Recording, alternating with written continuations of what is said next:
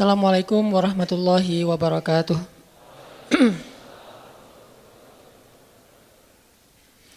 Alhamdulillahirabbil alamin. Alhamdulillahilladzi hadana li hadza wa ma kunna linahtadiya laula an hadanallah. Asyhadu an la ilaha illallah wahdahu la syarikalah wa asyhadu anna Muhammadan abduhu wa rasuluhu la nabiyya ba'dah. Allahumma shalli wa sallim wa barik ala sayyidina Muhammadin wa ala alihi wa sahbihi ajmain. Teman-teman yang dirahmati Allah Subhanahu wa taala, pertama-tama kita tidak henti-hentinya untuk bertahmid, bersyukur kepada Allah atas nikmat yang Allah berikan buat kita selama ini, yang sebagian besarnya kita nggak sadar kalau kita mendapatkan nikmat itu. Di antara nikmat yang sering kita nggak sadari itu adalah nikmat Allah menyelamatkan kita dari banyak kerugian. Kalau keuntungan kan kita tahu nih, karena wujud kan. Tapi kalau kerugian, kita seringnya nggak tahu karena tidak berwujud. Kalau berwujud, rugi. Kalau dihindarkan dari kerugian, pasti nggak akan ada wujudnya. Misalnya dihindarkan dari jatuh, berarti kan nggak ada lecetnya ya. Kalau lecet berarti jatuh. Kalau nggak lecet, berarti nggak jadi jatuh. Nah ini berarti kan tidak berwujud. Karena nggak berwujud, seringnya kita nggak sadar kalau itu nikmat dari Allah. Tapi kita harus belajar yakin itu sering terjadi dalam hidup kita. Baik itu lecet fisik ataupun lecet hati. Berat.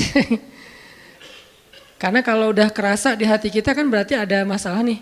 Kadang-kadang Allah menyelamatkan kita dari kekecewaan, dari marah, dari sakit hatinya. Itu kan tidak ada wujudnya karena kita diselamatkan. Tapi yakin bahwa sesungguhnya itu juga nikmat dari Allah. Makanya harus tetap bersyukur walaupun kita kadang gak bisa menghitung nikmat Allah. Karena emang gak mungkin menghitung nikmat Allah. Wa in ta'uddu ni'matallah. Gak mungkin kita bisa menghitung nikmat Allah.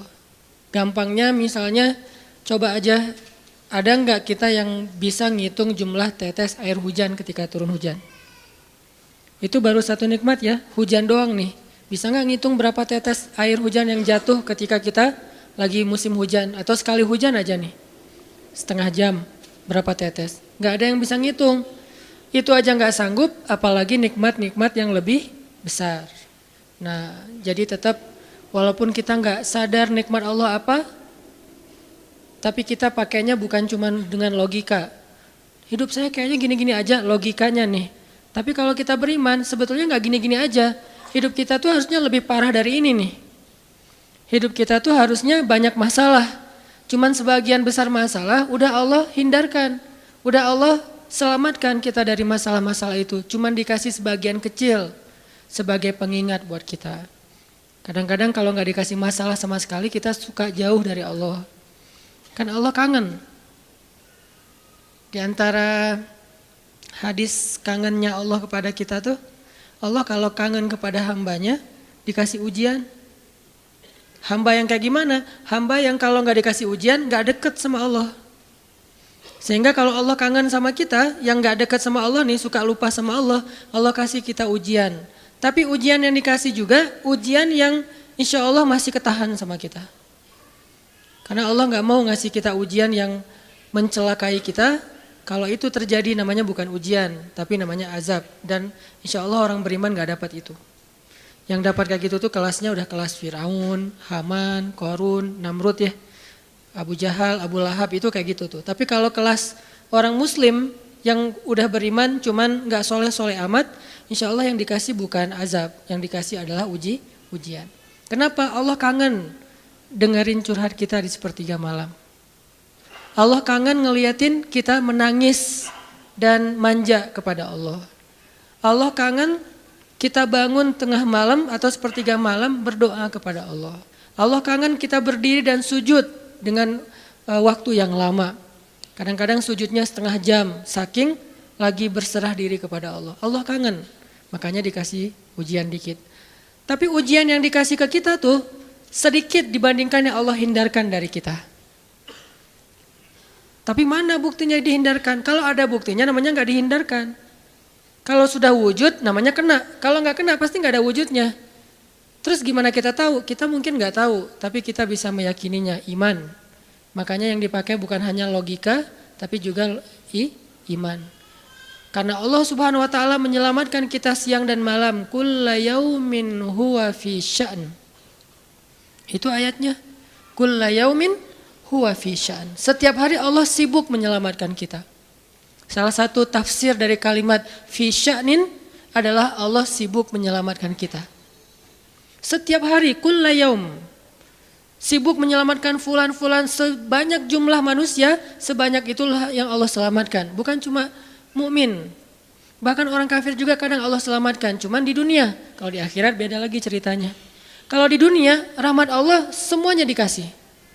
Baik kepada mukmin ataupun kepada yang tidak mukmin, dikasih rahmat Allah di dunia. Tapi di akhirat hanya berlaku bagi orang-orang yang beriman. Kenapa orang yang tidak beriman kok dikasih rahmat Allah di dunia? Karena di sisi Allah dunia itu kecil, gak terlalu berharga, makanya dikasih semuanya. Akhirat itu berharga, makanya dikasih buat yang Allah sayangi, yang Allah pilih doang, yaitu orang yang beriman. Jadi jangan sampai kita berpikir Allah tuh kayaknya gak fair, kok orang gak beriman dikasih rahmat di dunia? Karena dunia itu gak terlalu berharga di sisi Allah. Seandainya dunia itu ada harganya walaupun sebelah sayap nyamuk, gitu kan hadisnya, gak akan Allah kasih itu dunia kecuali kepada orang beriman. Tapi berhubung lebih ringan daripada sebelah sayap nyamuk, dikasih kepada semuanya. Ibaratnya kalau kita ngasih kayak ngasih lagi jalan gitu ya, naik angkot misalnya, naik angkot terus sama istri nih naik angkot berdua. Terus pas turun angkot, harga angkotnya tuh misalnya 3.000, udahlah kasih aja 5.000. Karena 2.000 yang kita kasih, nggak mungkin istri kita komplain. Kemarin aku minta nggak dikasih, nggak akan mungkin kan? Kenapa? Cuma 2.000. Tapi coba ngasih 100.000, beda tuh. Karena dia sesuatu yang ringan, maka tidak perlu komplain. 2.000 doang, saya juga dikasih lebih dari itu. Harusnya kita sadar bahwa dunia itu 2.000-an.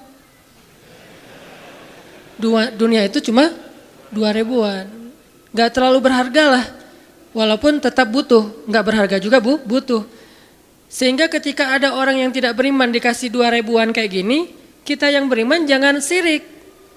Mending saya gak beriman kalau kayak gitu. Ternyata gak beriman juga dapat tuh banyak. Gak banyak, cuma 2.000-an.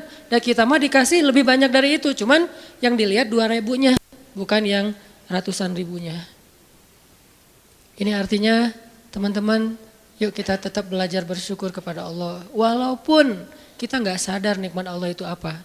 Kita nggak bisa ngitung dengan logika kita. La tuhsuha, nggak mungkin bisa dihitung dengan logika. Tapi kita masih punya logika iman. Yang kita yakin, kulla yaumin huwa fi sya'n. Setiap hari itu Allah ngasih nikmat buat kita. Setiap hari itu Allah menyelamatkan kita dari banyak masalah. Setiap hari. Bukan pernah tuh dulu gua nyelamatin lo, enggak. Setiap hari diselamatin. Kita ada orang yang kadang-kadang nyelamatin kita dari satu musibah, itu kan berjasa dan kita kayak ngingat seumur hidup kan ya. Dianggap kayak orang yang paling berjasa dalam hidup kita. Dulu hampir putus gara-gara dia nggak jadi putus gitu, nyambung lagi dalam bentuk yang halal misalkan ya. Berarti kan dia paling berjasa nih, kalau nggak gara-gara dia nih udah putus tuh. Kalau nggak gara-gara dia udah cerai nih. Alhamdulillah gara-gara si fulan, gara-gara ustadz itu, gara-gara teman saya, gara-gara orang tua, kita yang tadinya hampir bercerai, nggak jadi bercerai kan dia berarti berjasa banget dalam hidup kita, menyelamatkan rumah tangga. Allah menyelamatkan kita dari yang kayak gitu-gituan tuh kulla yaum, setiap hari. Kalau yang belum menikah, setiap hari Allah menyelamatkan kita dari zina. Apalagi kita hidup di zaman fitnah. Apalagi kita hidup di kota besar kayak di Bandung, yang fitnahnya mungkin lebih besar daripada di desa. Dengan mudah kita bisa terjerumus ke dalam dunia-dunia yang kayak gituan. Mudah banget. Tapi setiap hari diselamatin, besok diselamatin lagi, lusa diselamatin. Walaupun seringkali Allah pengen nyelamatin kita, kitanya aja yang kekeh gak mau diselamatin. Udah jatuh, Allah selamatkan dari apa? Dari makin terpuruk. Kadang-kadang kan jatuh ketiban tangga nih. Jatuh doang nggak ketiban tangga. Allah selamatkan. Kalau nggak diselamatkan 100%, minimal diselamatkan sebagiannya. Supaya kita nggak benar-benar hancur. Itu sering. Yang pernah merasakan masa-masa kelam di masa lalunya, harusnya kan ketika kita dulu kayak gitu, kita mungkin udah mati kali ya. Yang sering tawuran misalnya, yang sering tarung di jalan, alasannya alasan sepele gitu. Kayak kemarin saya pas ke Jakarta ada acara di daerah Bintaro tuh, lagi jalan, ada tawuran pelajar, pada bawa golok, bawa samurai, bawa celurit segala macam. Kita agak-agak kaget karena kita platnya plat D gitu kan, agak bahaya nih di Jakarta soalnya. Langsung kita gimana nih plat D, masa mau ditutup pakai tangan, nggak mungkin kan ya mobil. Akhirnya la haula aja. Coba bayangin, mungkin sebagian kita pernah ngalamin masa kayak gitu dan mungkin lebih parah. Yang kayak gitu-gitu mah udah jadi kayak sarapan lah, kalau nggak makan siang, kayak gitu-gitu. Udah sering. Kenapa masih bisa selamat dan sekarang bisa duduk di masjid? Kalau bukan karena Allah menyelamatkan kita. Jadi kalau ada yang cerita ke saya tuh tentang pengalaman masa lalunya yang luar biasa kelam, saya tuh selalu bukan takjub ke dianya, takjub ke Allahnya. Bukan takjub karena dia bisa berhijrah, takjub karena Allah masih menyelamatkan dia dan menghijrahkan dia. Sehingga ketika dengar cerita kayak gitu, yang kita ucapkan adalah Masya Allah, Alhamdulillah. Bukan, wah hebat lo ya, dulu pernah bunuh orang, pernah ini, pernah semua dosa pernah gue lakuin dah. Itu gak perlu bangga, karena kalau dia gak diselamatin Allah, dulu udah celaka dengan dosa-dosa itu. Tapi karena Allah selamatkan, akhirnya dia diberi kesempatan. Bikin dosa dibiarin sama Allah. Bikin dosa dibiarin, bukan dibiarin berbuat dosa, dibiarin supaya dia kembali kepada Allah. Dikasih kesempatan. Dan itu gak sehari, bertahun-tahun kan kita kayak gitu. Masih aja Allah biarin, masih Allah kasih kesempatan. Ini artinya teman-teman, benar, kulla yaumin huwa fi sya'an. Setiap hari itu Allah selalu jagain kita. Setiap hari itu Allah selalu nyelamatin kita dari banyak masalah. Kalau yang udah nikah, mungkin di hari-hari pertama atau tahun-tahun pertama nih pengalaman pernikahan ya. Ya nggak apa-apa deh. Sedikit lah ya. Saya mah nggak terlalu berpengalaman. Ada yang lebih berpengalaman dari saya lah ya. Ada sedikit pengalaman. Biasanya orang yang baru nikah ujiannya itu 3 tahun pertama. Kalau dia bisa ngelewatin masa 3 tahun pertama, insya Allah agak lebih mudah ke depannya. 3 tahun pertama ini paling berat. Apalagi kalau dia nikahnya, alhamdulillah gak pacaran. Kalau pacaran kan ujiannya udah sebelum nikah udah banyak ujian ya. Pas udah nikah ya udah selesai. Bukan udah selesai ujiannya, udah gak ada yang perlu udah hambar aja. Udah plain ya. Pernah gitu Ustaz? Enggak sih. Untung ya, untung. Alhamdulillah gak pakai pacaran. Soalnya yang pacaran diputusin melulu. Jadi yang udah pacaran lama, pas udah nikah, kita mau ngapain lagi ya? Kayaknya udah semua ya. Oh iya, udah semua. Bulan madu dari dulu juga udah sering. Kan udah agak-agak plain gitu kan. Tapi kalau yang belum nikah, belum pacaran, nikah nih.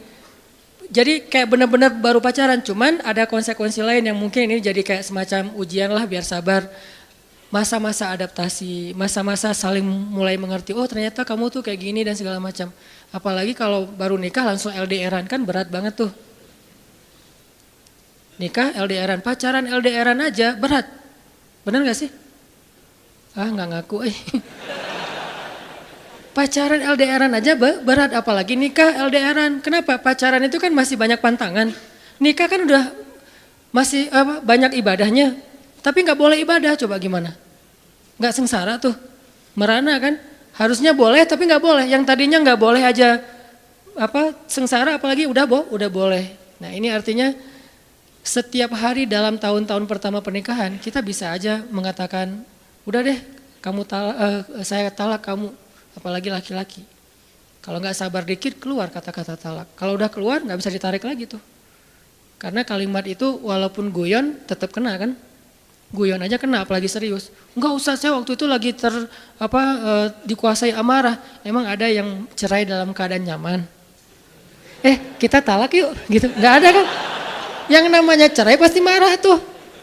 Jadi nggak ada istilah gara-gara marah terus talaknya nggak berlaku, nggak. Maksud marah yang nggak berlaku talak itu kalau sampai hilang akal. Tapi rata-rata kita masih berakal sih walaupun marah juga. Karena ada orang yang marah tuh kemudian dia jadi kayak orang yang gila gitu gara-gara marahnya itu hilang akal. Tapi kalau masih berakal, masih mukallaf, masih bisa berpikir, ya namanya cerai nggak ada yang nggak marah. Yang namanya cerai pasti marah. Say, apa? Aku talak kamu. Nggak ada, udah talak manggilnya say.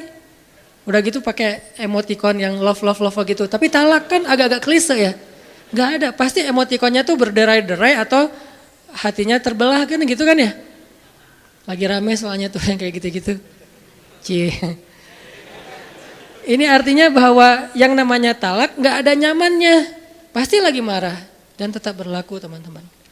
Kalau nggak Allah membimbing lisan kita, mungkin hari kedua udah talak tuh. Kalau Allah nggak membimbing hati kita, mungkin bulan pertama udah talak. Berarti kulla yaumin huwa fi sya'an. Sebetulnya kalau dengan logika iman, harusnya kita yakin setiap hari itu Allah pasti nyelamatin kita setiap hari. Cuman karena udah diselamatin jadi nggak ketahuan. Kalau nggak diselamatin ketahuan. Tadi mau jatuh di jalan nih, naik motor nih, mau keserempet harusnya jatuh, tapi nggak jadi keserempet.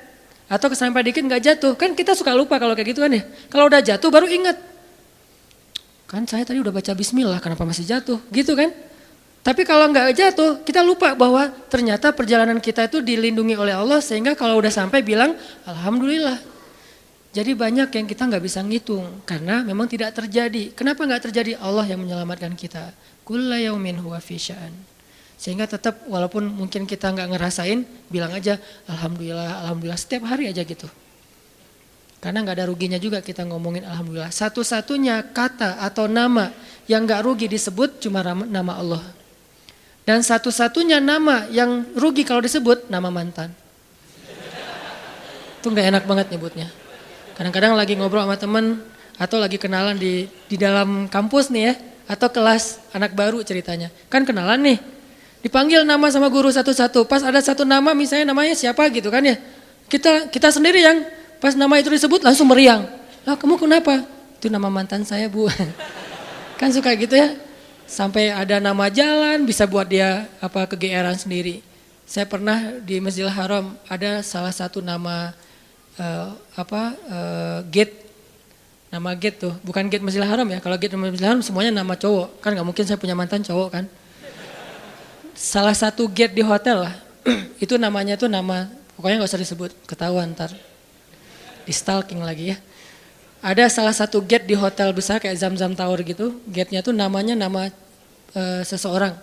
Pas ngeliat tuh, hah, gitu doang. Coba bayangin, nama aja bisa bikin kita calangap. Nama, coba. Jadi satu-satunya nama yang kalau disebut itu bikin kita nggak nyaman, itu nama muatan. Dan satu-satunya nama yang kalau disebut bikin kita dapat kebaikan, cuma nama Allah Subhanahu Wa Taala. Setelah itu baru nama Muhammad Sallallahu Alaihi Wasallam. Makanya nggak ada ruginya lah bilang Bismillah, Innalillah, Astagfirullah, Masya Allah, Subhanallah dan segala macam yang ada kata Allahnya. Sehingga Nabi bilang segala sesuatu yang di dalamnya ada nama Allah maka diberkahi dan segala sesuatu yang di dalamnya tidak ada nama Allah maka tercabutlah kebaikannya. Jadi nggak ada rugi. Sehingga sampai nama orang aja yang paling baik itu adalah Abdullah sama Abdurrahman. Walaupun manggilnya Dol, El, tapi tetap namanya bagus nih, Abdullah, Abdurrahman. Kepanjangan prolognya. Tapi ada hubungannya. Allah itu kalau kangen sama kita, Allah kasih kita ujian. Makanya jangan bikin Allah ngasih kita ujian kalau kangen, tapi ngasih kita nikmat. Kenapa Allah kasih kita nikmat? Soalnya kita udah biasa, nggak perlu diuji juga, udah tetap setiap malam tuh curhat sama Allah. Bukan pas lagi banyak masalah doang baru curhat. Kalau pas banyak masalah doang baru curhat, berarti pas kita lagi normal, kita lama tuh nggak ketemu Allah, nggak pernah miss call Allah, nggak pernah japri Allah, nggak pernah curhat ke Allah, nggak pernah DM. Kan Allah kangen nih. Kemana ya dia? Kok nggak pernah DM saya? Kok nggak pernah miss call saya? Kok nggak pernah japri ke saya? Padahal online-nya sering loh. Tapi kok nggak pernah ke saya? Nih online-nya masih apa nih? Kan Allah suka gitu sama hambanya. Walaupun dengan analogi sosmed ya. Tapi Allah tuh perhatian banget sama kita. Allah nungguin kita datang. Setelah sekian lama kita cuek sama Allah, tiba-tiba kita baru niat mau datang. Duh, Udah lama juga ya saya belum japri ke Allah. Baru gitu doang, belum diketik nih, belum typing. Baru niat doang nih, Allah udah bahagia coba. Allah kok baik banget ya sama kita ya. Seolah-olah Allah butuh kita, padahal gak sama sekali loh. Ghaniyun anil alamin. Allah tuh gak butuh kepada siapapun di antara hambanya, gak butuh sama sekali. Tapi kayak seolah-olah Allah tuh yang butuh banget sama kita. Saking baiknya Allah. Allah itu raufun, rahimun, karimun, jawadun, apalagi latifun. Nah latifun Allah tuh sangat pengen dekat sama hambanya, itu Allah. Udah lama pergi nih, sibuk dengan semua orang di japri, semua orang dia chat sampai tengah malam chat sama orang lain, tapi Allah nggak pernah di japri. Allah tungguin. Kalau manusia mungkin kita bisa nyebutnya kayak kesepian gitu, tapi Allah kan nggak mungkin kesepian, tetap aja Allah nungguin seperti orang yang kesepian, saking kangennya sama kita coba. Begitu kita ada masalah datang ke Allah, Allah nggak bilang giliran sekarang aja lo datang, nggak kayak gitu Allah. Langsung Allah dekap, langsung Allah ada apa hambaku, hal min haja, apakah kamu butuh sesuatu, hal min taib, apakah kamu mau diterima taubatnya, hal min mustaghfir, apakah kamu mohon minta ampun. Allah tanya kepada kita setiap malam, dicuekin lagi. Datang Allah ke langit dunia. Harusnya kan Allah suruh aja malaikat ya, malaikat kasih tahu ke dia supaya berdoa, enggak. Allah yang langsung turun, ibaratnya Allah yang ngejapri kita, enggak dirit juga. Setiap malam japri, setiap malam enggak dirit. Padahal online-nya, lasinnya tuh per setiap jam bahkan setiap menit dia online terus. Tapi yang Allahnya enggak dirit, ketimpa lagi tuh. Marahkah Allah? Enggak. Kalau Allah marah, pasti kita udah celaka dari dulu juga. Karena kalau Allah udah marah, maka perhatikanlah kaum-kaum sebelum kalian, kata Allah. Perhatikanlah kaum-kaum sebelum kalian, Ad, Samud, atau tokoh-tokoh sebelum kalian, Firaun, Haman, Namrud, dan seterusnya. Perhatikan kalau Allah udah marah nih. Berarti Allah belum marah sama kita. Tapi jangan sampai batasan waktu yang Allah buat itu kita lewatin, itu bahaya. Karena kalau Allah sudah menentukan waktunya, gak bisa ditolak lagi sama kita. Jadi Allah kangen kepada makhluknya. Jadi sifat kangen itu salah satu di antara sifat Allah. Allah rindu kepada hambanya. Namanya siapa? Allah rindu kepada hambanya. Sehingga kalau Allah aja kangen sama kita kangen gak sih sama Allah? Ini nih pertanyaannya nih. Karena kalau kita gak kangen sama Allah, gak fair. Kenapa gak fair? Allah kan gak pernah dapat kebaikan apa-apa dari kita. Kok kangen sama kita? Berarti Allah kangennya tulus. Kalau kangen kita kan ikhlas ya. Ikhlas dengan tulus agak beda dikit nih. Kalau tulus gak berharap apa-apa. Kalau ikhlas berharap. Kalau ikhlas itu berharap.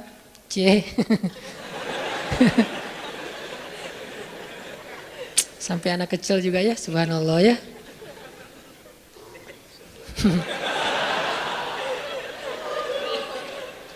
Otomatis ada cewek soalnya. Cewek kecil. Allah aja tuh gak menginginkan apa-apa dari kita, kangen. Berarti kan gak ngarapin apa-apa, bisa kangen. Baik banget kan? Nah kita kalau kangen pasti ada ngarapin sesuatu. Kayak kangen orang tua, kenapa? Pengen masakan ibu. Kangen kampung halaman, kenapa? Pengen jajan, pengen lihat suasana yang luar biasa di keluarga. Kan kangen ya kampung halaman. Kangen dia misalnya. Pengen disiapin segelas apa misalnya. Green tea lah atau Thai tea atau apalah. Kalau yang standar mah ya, atau kopi misalnya. Kita mengharapkan sesuatu dalam kangennya kita. Kalau Allah kangen gak ngarapin apa-apa. Karena Allah gak butuh kita. Kok kangen? Berarti Allah maha baik. Kangen mengharapkan sesuatu aja baik. Apalagi kangen tanpa mengharapkan apa-apa. Dan yang lebih luar biasanya lagi, Allah bukan cuma gak mengharapkan apa-apa. Kangen pengen ngasih sesuatu kepada kita. Kangen pengen ngasih sesuatu untuk kita. Itu kangennya Allah. Mirip dengan kangennya ibu. Walaupun gak sama, pasti Allah lebih. Kangennya ibu tuh pengen masakin buat kita loh. Kangennya kita ke ibu, pengen masakan ibu. Beda kan? Jadi jangan merasa lebih baik daripada ibu kita ya. Karena realitasnya, jujurnya mah, kita kalau kangen ibu karena pengen dimasakin. Ibu kalau kangen kita karena pengen masakin. Jarang ada ibu kangen karena pengen masakan dari kita. Kan kita gak bisa masak, kecuali chef lah ya. Chef juga tetap makannya makanan ibu. Walaupun mungkin dia jago dalam masak, tapi ada sentuhan mukjizat dari seorang ibu yang memang nggak bisa dipakai bumbu. Itu lebih ke perasaan, ketulusan cinta. Beda pasti itu. Ibu saya tuh kalau masak, mungkin banyak ibu-ibu lain atau siapapun perempuan yang masaknya tuh enak. Tapi tetap aja kalau yang dimasak oleh ibu tuh beda. Nggak tahu gimana, nggak bisa dijelasin aja pokoknya, beda.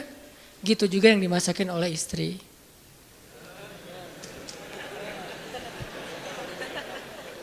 Nggak pernah ngerasain nggak apa-apa. Sabar ya.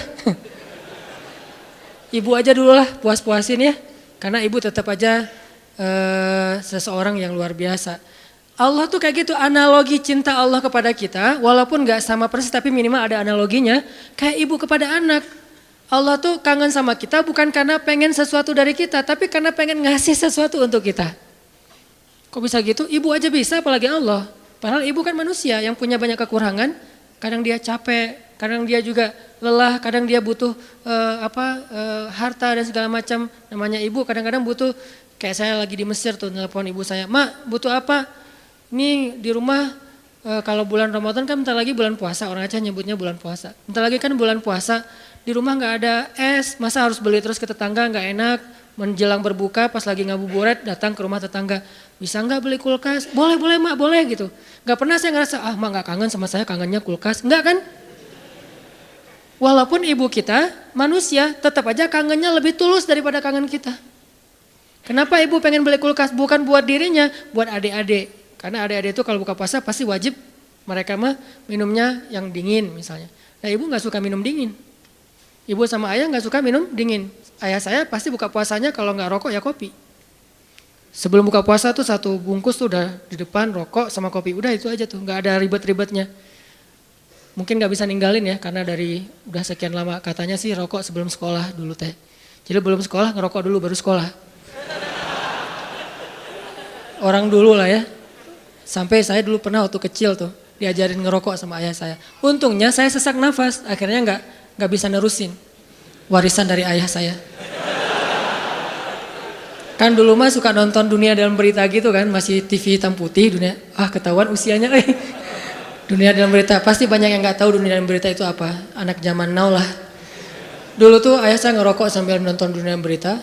Terus tahun sekali G30 SPKI kan, nonton. Saya di sebelahnya. Ya, coba dong. Wes. Jadi kita kompak tuh berdua tuh. Wes. Satu batang berdua, sisanya satu bungkus sendiri dia. Jadi bukan karena pengen minum air dingin ayah dan ibu saya beli kulkas, justru buat adik-adik. Berarti tetap aja tulus. Terus, mak butuh apa? Nih adik-adik belum sekolah, mak butuh apa? Nggak pernah minta untuk dirinya sendiri. Mama nih mau lebaran nggak ada baju baru, nggak pernah. Pasti untuk adik-adik. Kenapa nggak untuk saya? Mungkin dianggap saya udah mampu sendiri, udah mandiri, jadi udah nggak perlu dikasih-kasih. Artinya dalam cerita ibu kita bisa melihat kebesaran Allah. Kalau ibu aja yang penuh dengan kekurangan bisa setulus itu, apalagi Allah. Ibu bisa kangen kepada kita karena pengen masakin buat kita. Allah kangen kepada hambanya karena pengen ngasih nikmat untuk hambanya. Allah kangen kepada pendosa karena pengen ngampunin dosa-dosa dia. Kenapa nggak diampunin aja? Karena dia nggak datang. Kenapa nggak dimasakin aja? Ngapain dimasakin, orangnya nggak ada, kan gitu kan? Katanya ibu kangen, tapi kok nggak masak masakan kesukaan aku? Lah kamu masih di Bandung, ibunya di Jawa, ya gimana yang masakin? Siapa yang makan basi? Nah ibu nggak makan spesial itu, sehari-hari paling makan nasi putih, garam sama telur ceplok. Kalau nggak juga cuma cabai. Saya waktu kecil makanan favorit saya tuh nasi putih, garam, cabai.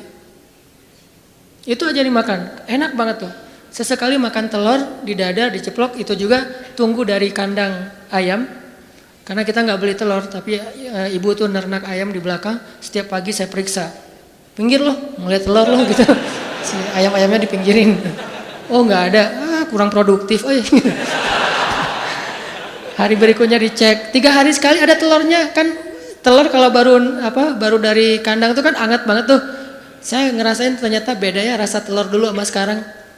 Memang beda, dulu tuh nggak pakai pecin juga udah enak. Kenapa sekarang jadi generasi micin? Karena telurnya udah nggak berkualitas. Pembahasannya nggak penting. Jadi masakan makanan ibu mah cuma gitu. Terus kenapa ibu? Misalnya di Aceh itu ada namanya masakan kari lah ya, kari kambing, kari ayam. Kenapa emak kalau katanya kangen sama aku kok nggak masakin kari ayam? Lah kan kamu di Mesir, ngapain dimasakin? Yang makan siapa? Gitu juga Allah, katanya Allah pengen ngampunin dosa aku kok nggak diampunin? Lah kamu nggak pernah taubat, nggak pernah datang, nggak pernah sujud, nggak pernah minta ampun, gimana mau diampunin? Kayak dikasih ampunan nggak ada yang ngambil gitu. Bukan Allah nggak mau ngampunin kita nggak mau ngambil, kita nggak mau makan, kita nggak mau datang gitu. Padahal Allah sediain. Begitu kita mendekat sedikit aja langsung Allah masakin tuh ampunan. Langsung menunya yang paling enak, kalau analogi ibu tadi masak. Langsung disediain untuk kita. Disediakan dengan sangat istimewa buat kita ampunan Allah. Apa istimewanya? Lengkap. Lengkap gimana? Dosanya, semua dosa diampuni. Semua dosa tuh ada tuh. Dosa A, B, C, ampuni semuanya. Taubat diterima dengan seolah-olah kita tuh udah orang paling suci. Kan orang yang paling suci itu orang yang baru bertaubat kan? Orang yang paling suci itu orang yang bukan banyak amal soleh. Itu orang yang paling banyak pahalanya. Tapi orang yang paling suci justru yang pertama bertobat itu paling suci. Setelah itu mungkin udah mulai agak mix lagi nih. Udah ada dosa, ada pahala. Tapi baru-baru taubat itu saat yang paling suci setelah kita dilahirkan oleh ibu kita. Kita udah jauh dosanya udah kayaknya kalau di dosa itu jadi titik-titik di hati kita. Bukan hati kita doang yang hitam, seluruh tubuh kita udah hitam. Karena udah nggak ada tempat lagi di hati saking banyaknya dosa. Kalau seandainya dosa itu satu titik pulpen, terus setiap kita buat dosa tuh jadi tinta sekecil ujung pulpen itu di hati kita, kayaknya bukan hati kita doang yang udah hitam, seluruh tubuh kita juga udah hitam. Bukan cuma tubuh kita, sampai area di sekeliling kita tuh udah hitam saking banyaknya dosa. Soalnya di hati udah nggak ada tempat kosong untuk nitik-nitik kayak gitu. Akhirnya taruh di tangan, jadi tato semuanya terus di lantai. Saking banyaknya dosa kita. Begitu kita datang kepada Allah, belum beramal soleh, baru mau datang. Astagfirullahaladzim, langsung Allah sediakan menu istighfar, taubat dengan menu yang sangat istimewa. Jadi Allah tuh kangen kepada pendosa karena pengen ngampunin dosanya. Kangen kepada orang yang banyak masalah karena pengen ngasih solusi dalam masalahnya. Kangen kepada orang yang udah berbuat amal soleh karena pengen mengangkat derajatnya. Jadi kangennya Allah itu untuk kita. Kangennya kita untuk diri sendiri. Walaupun boleh-boleh aja kangen untuk diri sendiri. Sama kayak kita boleh kangen sama ibu. Ibu kita gak akan balikin, kamu mah cuma kangen masakan mama, gak kangen sama mama. Gak ngomong gitu kan ibu kita mah. Ya udah pulang atuh nak gitu. Ya udah cepat pulang biar mama masakin. Mau masakin apa nih? Saya sering kalau dulu kan di pesantren pulangnya seminggu sekali karena pesantrennya dekat rumah sih satu kota gitu. Setiap hari Sabtu pulang, hari Minggu sore udah balik ke pesantren. Itu setiap hari Sabtu ibu tuh pasti masakannya spesial tuh. Bang, pulang jam berapa? Jam 4 sore mah. Ya udah nanti mama masakin jam 3 biar hangat pas abang datang. Kadang-kadang macet atau naik angkotnya penuh karena sore itu angkot selalu penuh. Datangnya jam 7, diangetin lagi sama mama. Kenapa tadi enggak jam 4 udah mama masakin? Disiapin sama ibu. Enggak pernah ibu bilang, kamu mau pulang cuma untuk masakan bukan untuk ibu. Enggak pernah ngomong kayak gitu. Gitu juga Allah enggak pernah ngomong kamu mau datang karena udah banyak dosa, bukan untuk saya kan? Enggak gitu. Memang kita datang kepada Allah pengen diampuni dosa. Memang kita datang kepada Allah karena butuh. Dan butuhnya kita kepada Allah bentuk dari yakinnya kita. Gak boleh kita bilang saya gak butuh Allah. Saya mah memang datang karena cinta. Gak gitu. Itu mah terlalu naif menurut saya. Saya gak butuh surga. Saya gak takut neraka. Naif banget sih. Gak takut neraka.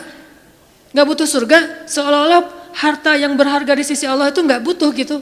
Sombong banget kita kalau bilang gak butuh surga. Sombong banget kita kalau bilang gak takut neraka. Malaikat Jibril aja takut neraka. Pernah malaikat Jibril nangis luar biasa. Kayak orang habis diputusin nangisnya teh. Nangis banget tuh, didatengin sama Nabi Muhammad, Jibril, kunaon gitu. Kenapa gitu, Jibril kok nangisnya kayak gitu-gitu amat. Ini ya Rasul, saya teringat tentang neraka. Dan setiap kali teringat tentang neraka, sejak Allah ciptakan neraka itu, saya gak bisa berhenti nangis, coba. Malaikat aja yang lebih keren dari kita, dzu quwwatin. Ya, malaikat itu kan paling kuat tuh, Jibril. Yang bilang malaikat Jibril kuat, Allah bukan kita. Berarti kuat banget nih, tapi takut neraka. Dan kita bilang gak takut neraka, sombong namanya. Harus takut neraka, harus pengen surga. Dan tetap cinta kepada Allah. Dan itu gak bertabrakan tuh. Cinta, takut, berharap, itu semuanya bagian dari kebaikan. teman-teman yang dirahmati Allah Subhanahu wa taala. Tadi kita sampai kepada pembahasan analogi gimana rindunya Allah, kangennya Allah kepada hambanya. Itu analogi yang mungkin agak mendekati, walaupun gak pernah ada yang sama dengan Allah pastinya. Adalah kangennya ibu kepada anaknya. Jadi kalau kangennya ibu kepada kita itu pengen masakin. Kalau kangen kita kepada ibu pengen dimasakin. Itu bedanya tuh. Jadi jangan berpikir ketika Allah kangen sama kita, Allah butuh kita, enggak. Justru Allah kangen sama kita karena pengen ngasih ke kita kebaikan-kebaikan. Allah kangen kepada pendosa bukan kangen karena dia orang soleh, enggak. Karena Allah sayang sama dia. Bukan karena, kok pendosa dikangenin? Bukan, itu mah kita yang hitung-hitungan. Makanya jangan menganalogikan Allah kayak kita. Seperti kita bilang, kan suka ada yang ngomong gini, ke Allah mah gak usah banyak minta, gak enak, mending beribadah aja. Emangnya Allah tuh akan berat kalau kita minta? Kan enggak. Justru meminta kepada Allah itu ibadah. Jadi makin banyak berdoa itu makin banyak pahala. Karena berdoa dalam agama kita itu bagian dari ibadah. Cuman namanya bukan ibadah muqayyad. Ibadah muqayyad itu kayak sholat 5 waktu, udah jelas waktunya, jelas cara-caranya. Ibadah mutlak, arti mutlak itu lebih bebas. Kapan aja, yang dibaca bisa apa aja, bahkan kadang-kadang agak-agak capruk dikit dalam berdoa mah gak masalah ya. Kenapa dia capruk? Karena gak hafal bahasa Arabnya. Akhirnya yang didoain sebisanya dia aja, gak apa-apa semampunya. Jadi berdoa kepada Allah itu ibadah dan Allah senang banget dimintai. Sampai Allah tuh ngerasa malu kalau ada yang meminta, terus kita Allah gak mengabulkan, Allah malu tuh. Allah punya malu, justru Allah maha pemalu. Banyak hadis-hadis Allah pemalu kan? Di antaranya kayak hadis Nabi pas Utsman datang ke rumah Nabi dalam keadaan Nabi sakit. Pas Abu Bakar datang, Nabi gak pakai baju atau pakai baju tapi gak terlalu rapi gitu, biarin aja. Umar biarin aja. Begitu Utsman yang bilang salam, Nabi langsung rapi-rapi. Udah semuanya rapi baru Utsman dibukain pintu. Ditanya kok gitu-gitu amat sama Utsman? Dah kita mah gak gitu. Kata Nabi, jangankan saya, Allah aja malu kepada Utsman. Terus Allah juga malu dalam hadis Nabi, sesungguhnya Allah malu kalau ada hambanya mengangkat kedua tangannya. Ini juga dalil bahwa berdoa boleh mengangkat tangan, jadi gak perlu diperdebatkan lah. Gak angkat tangan boleh, menelunjuk juga boleh. Menelunjuk jangan pakai analogi culture manusia. Kalau culture manusia gini tuh merintah kan ya. Tapi kalau culture agama ini bukan merintah. Cuma Allah doang yang saya berharap gitu maksudnya. Doa kok gitu sih kayak merintah Allah. Enggak, ini mah pakai perasaan kita. Kalau pakai perasaan agama mah enggak gitu. Kan Nabi kadang berdoa gini, kadang berdoa emang enggak pakai ngangkat tangan. Kapan tuh? Kayak pas naik kendaraan. Kan enggak mungkin di atas onta gini kan. Agak-agak gimana gitu. Atau pas mau makan, tapi pas mau makan bismillahirrahmanirrahim. Walaupun boleh ditambah Allahumma lakasumtu misalnya. Ya, atau Allahumma barik lana. Asal enggak bismillahirrahmanirrahim amutu ahya. Kan gak harus gini, boleh juga gini, boleh gak sama sekali. Kadang Nabi juga berdoa dengan mengangkat tangan. Buktinya sesungguhnya Allah malu. Kalau ada hambanya mengangkat kedua tangannya lalu Allah tidak mengabulkan permintaannya, kan Allah malu nih. Bisa juga Nabi ngangkat tangannya gak gini, tapi gini. Kapan? Pas perang Badar. Kalau kita pas besok mau ngelamar. Jadi perang Badarnya kita nih, jomblo nih. Lamaran, itulah perang Badarnya kita. Apalagi menghadapi calon mertua yang berkumis tebal teh kan. Itu berarti menghadapi musuh yang lebih kuat daripada kita kan ya. Butuh mukjizat lah itu mah. Sehingga doanya malamnya kayak gini. Pas sudah diterima gini lagi. Itulah kita. Artinya teman-teman jangan ngelihat Allah seperti kita ngelihat makhluk. Tapi pasti Allah lebih baik daripada makhluknya. Pasti. Bahkan gak bisa dibandingin. Kalau ada ayat-ayat kayak analogi itu bukan perbandingan, lebih kepada analogi supaya kita bisa berpikir. Dan memang Islam itu mengajarkan kita dan melatih kita berpikir. Afala ta'qilun, afala la'allakum tadhakkarun, tatafakkarun, dan berpikirlah. Am hasibatum falyanzuru, semuanya tentang berpikir. Jadi kalau ada istilah udahlah nggak usah dipikir-pikirin, udah taat aja. Taat tapi berpikir. Jangan taat gak berpikir. Karena agama ini agama milik orang-orang yang cerdas. Dibawa oleh orang yang paling cerdas di muka bumi. Dan kecerdasan itu di sini. Tapi kecerdasan doang gak cukup, harus dipadukan dengan keimanan. Baru namanya Rabbaniyah. Nabi itu cerdas banget loh. Saking cerdasnya Nabi, turun ayat 1 juz kehafal sama Nabi. Jibril datang, Muhammad dengarkan, didengarin sama Nabi. Al-An'am kan, 1 juz lebih sedikit, 11 lembar kan, 1 juz 10 lembar. Nabi dengerin, Jibril baca, udah selesai Jibril baca, Jibril naik ke langit, Nabi udah hafal. Nabi kasih tahu ke sahabat, udah turun ayat kepada saya yang lebih baik, yang lebih saya cintai daripada langit dan bumi, yaitu yang dibuka dengan Alhamdulillah. Sahabat Ibnu Mas'ud bilang, saya udah hafal ya Rasulullah. Ini lagi sifat tawadunya Rasul. Rasul gak bilang, emang lo doang, gue juga gitu. Enggak, saking tawadunya Rasul ya. Rasul malah kayak, seolah-olah beliau gak bisa gitu, saking menghargainya. Ini namanya ra'fah. Kalau kita kan suka ngeremehin orang, kalau Nabi gak ngeremehin orang walaupun beliau pasti di atas rata-rata. Oh gitu Abdullah, coba-coba gitu. Kayak beliau tuh gak bisa kayak gitu. Abdullah pede kan? Wah bisa. Tapi Abdullah tahu lah Nabi pasti hafal karena Nabi gak bisa baca. Kalau Abdullah mengulang hafalan itu dari Nabi mendengar, gimana kalau Nabi gak hafal? Kan Nabi membacakan dulu di antara para sahabat. Gak ada satu huruf pun yang salah yang dibacakan Nabi. Padahal cuma sekali dengar nih. Berarti Nabi itu orang cerdas. Hafalannya kuat. Dan lagi-lagi jangan ngelihat kecerdasan hanya dengan bisa baca tulis. Karena kalau kita pengen baca sejarah, bacalah dengan analogi, dengan persepsi sejarah. Jangan baca sejarah dengan persepsi kekinian, itu keliru. Saya nggak bilang salah ya, keliru. Karena salah dan keliru itu beda. Kalau salah dalam bahasa fikih namanya batil. Benar, hak. Kalau keliru, khata, benar, sawab. Itu keliru kalau kita membaca sejarah tapi pakai persepsi kekinian. Contoh, katanya pintar, tapi kok nggak bisa baca tulis?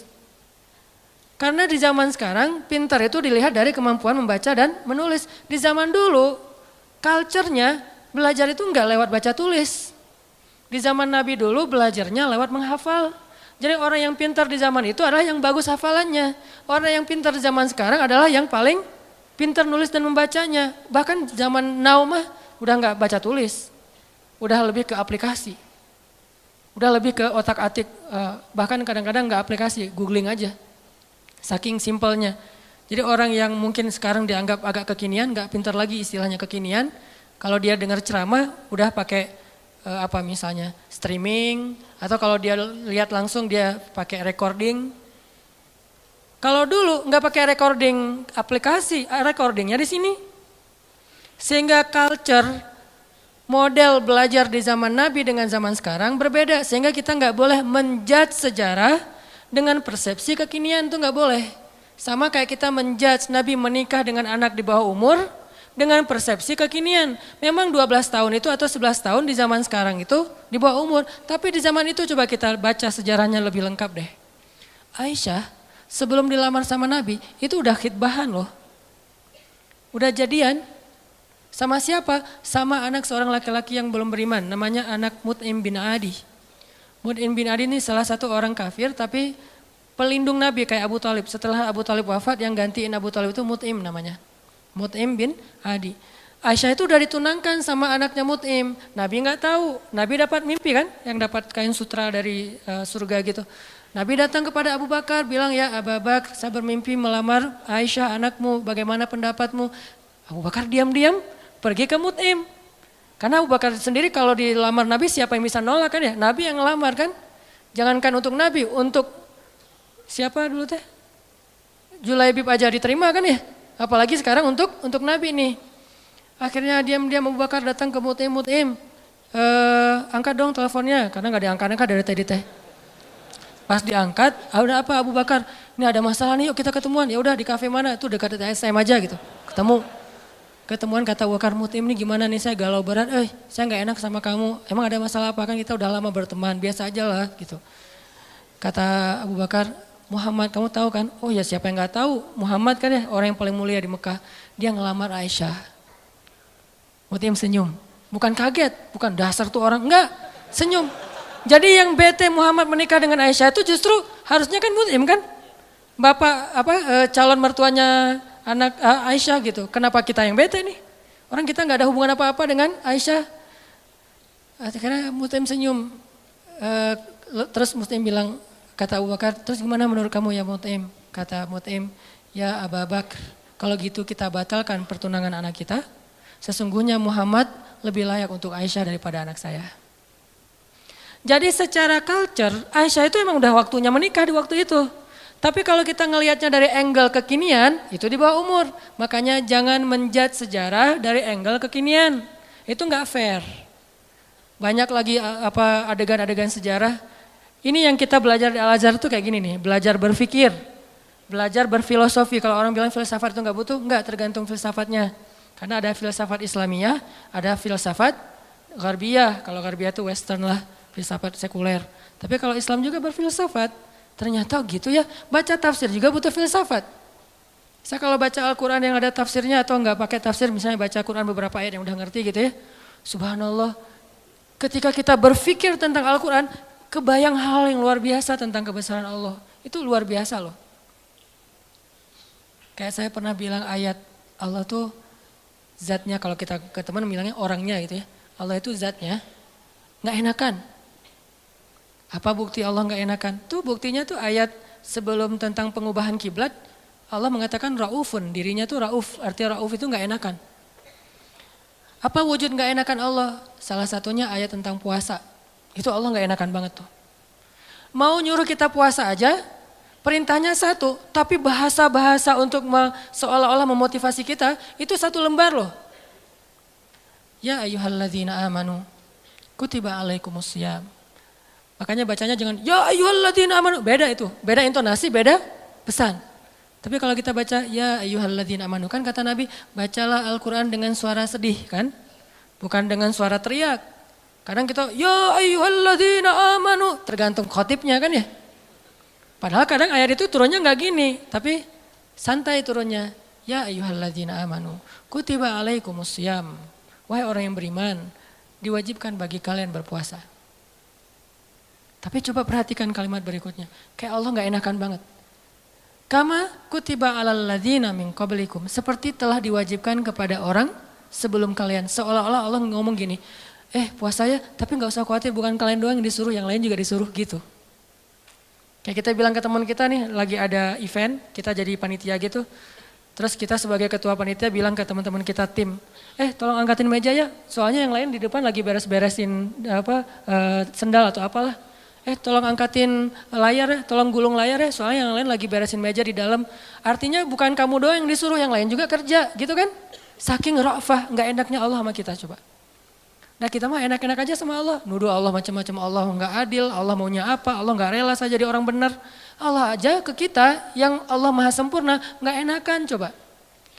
Wahai orang yang beriman, berpuasalah atau diwajibkan bagi kalian berpuasa. Tapi bukan kalian doang, orang sebelum kalian juga diwajibin. Kama kutiba alal ladzina min qablikum. Ini untuk kalian bukan untuk saya, la'allakum tattaqun, supaya kalian bisa jaga diri. Kan takwa itu menjaga, wiqayah, bisa jaga diri. Maksud jaga diri apa Ustadz? Kan kata Nabi juga bagi para jomblo, kata Nabi kan ya.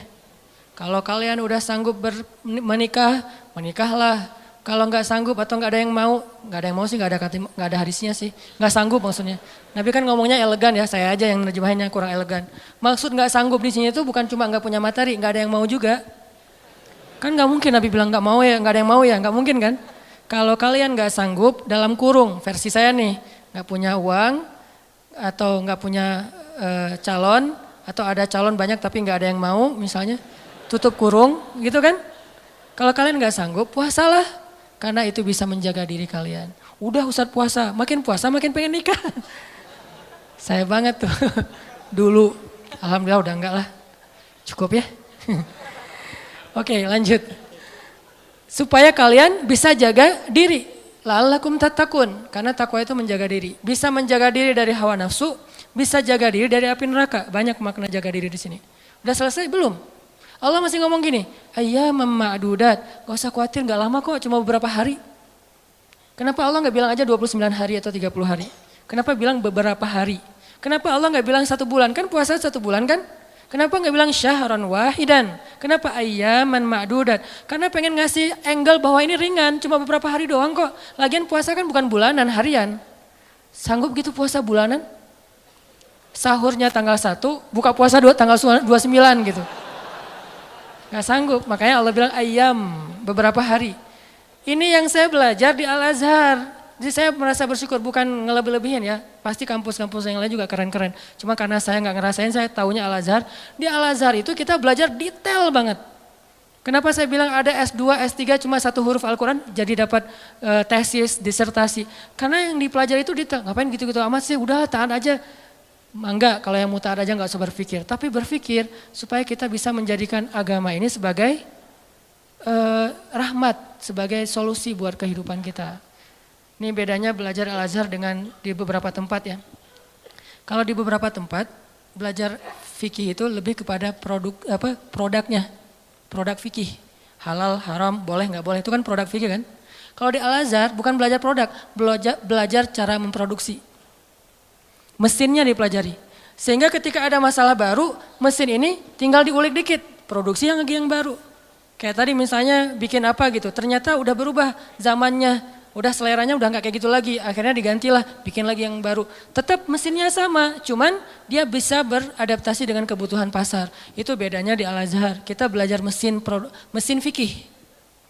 Bagaimana memproduksi fatwa kalau di bidang fikih. Kalau di tafsir, bagaimana mengambil ayat terus jadi kesimpulan berfikir. Jadi berfikir dengan Al-Quran, bukan berfikir dengan menurut saya, enggak. Pola fikir kita tuh dibangun di Al-Azhar. Sehingga pas kita dengerin dosen ngomong, benar-benar itu calangapan benar tuh. Karena ilmu dosen-dosen di sana tuh luar biasa. Kalau ngomong tuh kayak seolah-olah dia udah kuasai seluruh Al-Quran. Jadi Al-Quran itu diambil tuh sepotong-sepotong dikumpulin jadilah satu menu makanan. Tuh gitu di Al-Azhar teh.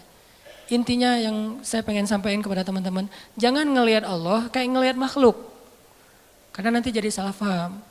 Jangan banyak minta lah, gak enak sama Allah. Justru Allah itu gak enak kalau gak diminta. Allah senang banget kalau kita minta. Dan Nabi yang paling banyak meminta ke Allah namanya Ibrahim. Sehingga disebut Inna Ibrahim la'awwahun halim. Apa arti awwah? Bukan awwah ya. Awwah artinya da'a, suka berdoa. Dan di Al-Quran itu Nabi yang paling banyak kalimat doanya kan Ibrahim kan. Dikit-dikit ya Rabbi, ya Ilahi, ya Allah. Selain Musa. Awwahun, da'a, suka berdoa. Gitu juga tadi dalam kasus surga neraka. Ada orang bilang, saya emang gak takut sama neraka.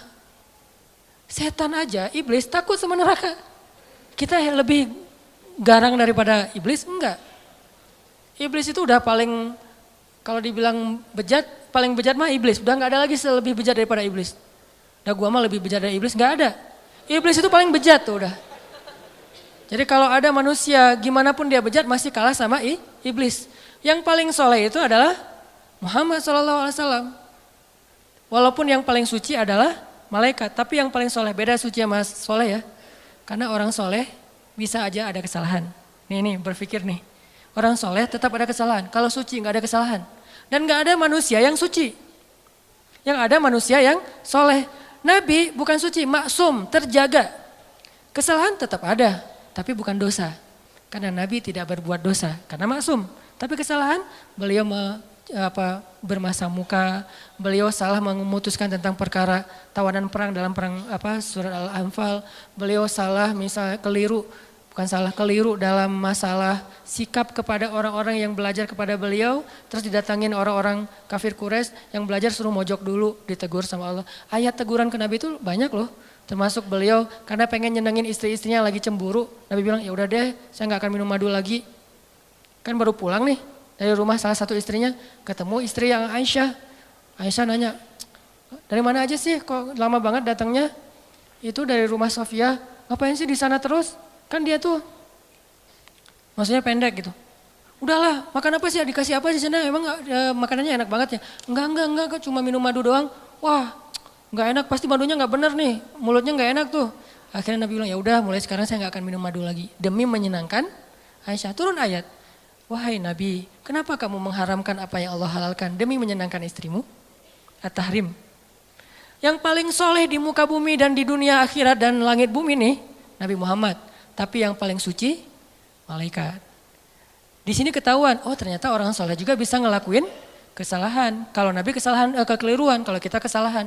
Tapi dia langsung recovery, balik. Gak ada yang suci. Fala tuzakku anfusakum. Jangan kalian menganggap diri kalian suci. Tapi yang paling bejat adalah iblis. Kemudian setan. Setan ini minal jinnati wan nas, ada jin ada manusia.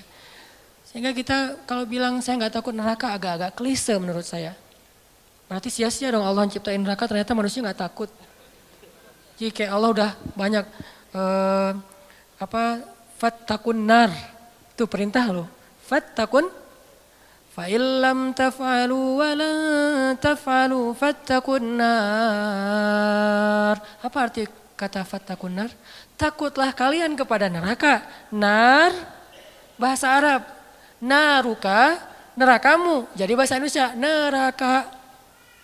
Bahasa Arab yang diserap menjadi bahasa Indonesia. Fattakun nar. Fattakun nar allati u'iddat lil kafirin. Yang disiapkan untuk orang yang kufur. Jadi kalau nggak takut neraka, Allah udah nakut-nakutin di Al-Quran. Seolah-olah kita bilang, nggak takut, gitu kan ya? Gimana tuh sama Allah? Kan agak-agak aneh nih. Nggak takut. Dunia aja kita takut dengan hal-hal yang mengerikan. Gak usah yang benar ya, yang cuma halusinasi aja takut. Setan, hantu, gundurwo, yang gitu-gitulah. Gitu aja bisa bikin kita takut, padahal itu nggak nyata. Nyata nggak sih? Saya belum pernah lihat, alhamdulillah ya. Gak tahu kalau ngelihat Ustadz juga kan manusia. Artinya yang nggak nyata-nyata amat aja kita takut. Giliran yang nyata, Allah sendiri suruh kita takut malah nggak takut, kan agak klise nih. Pasti pola pikirnya nggak menyeluruh nih, belum lengkap, belum utuh.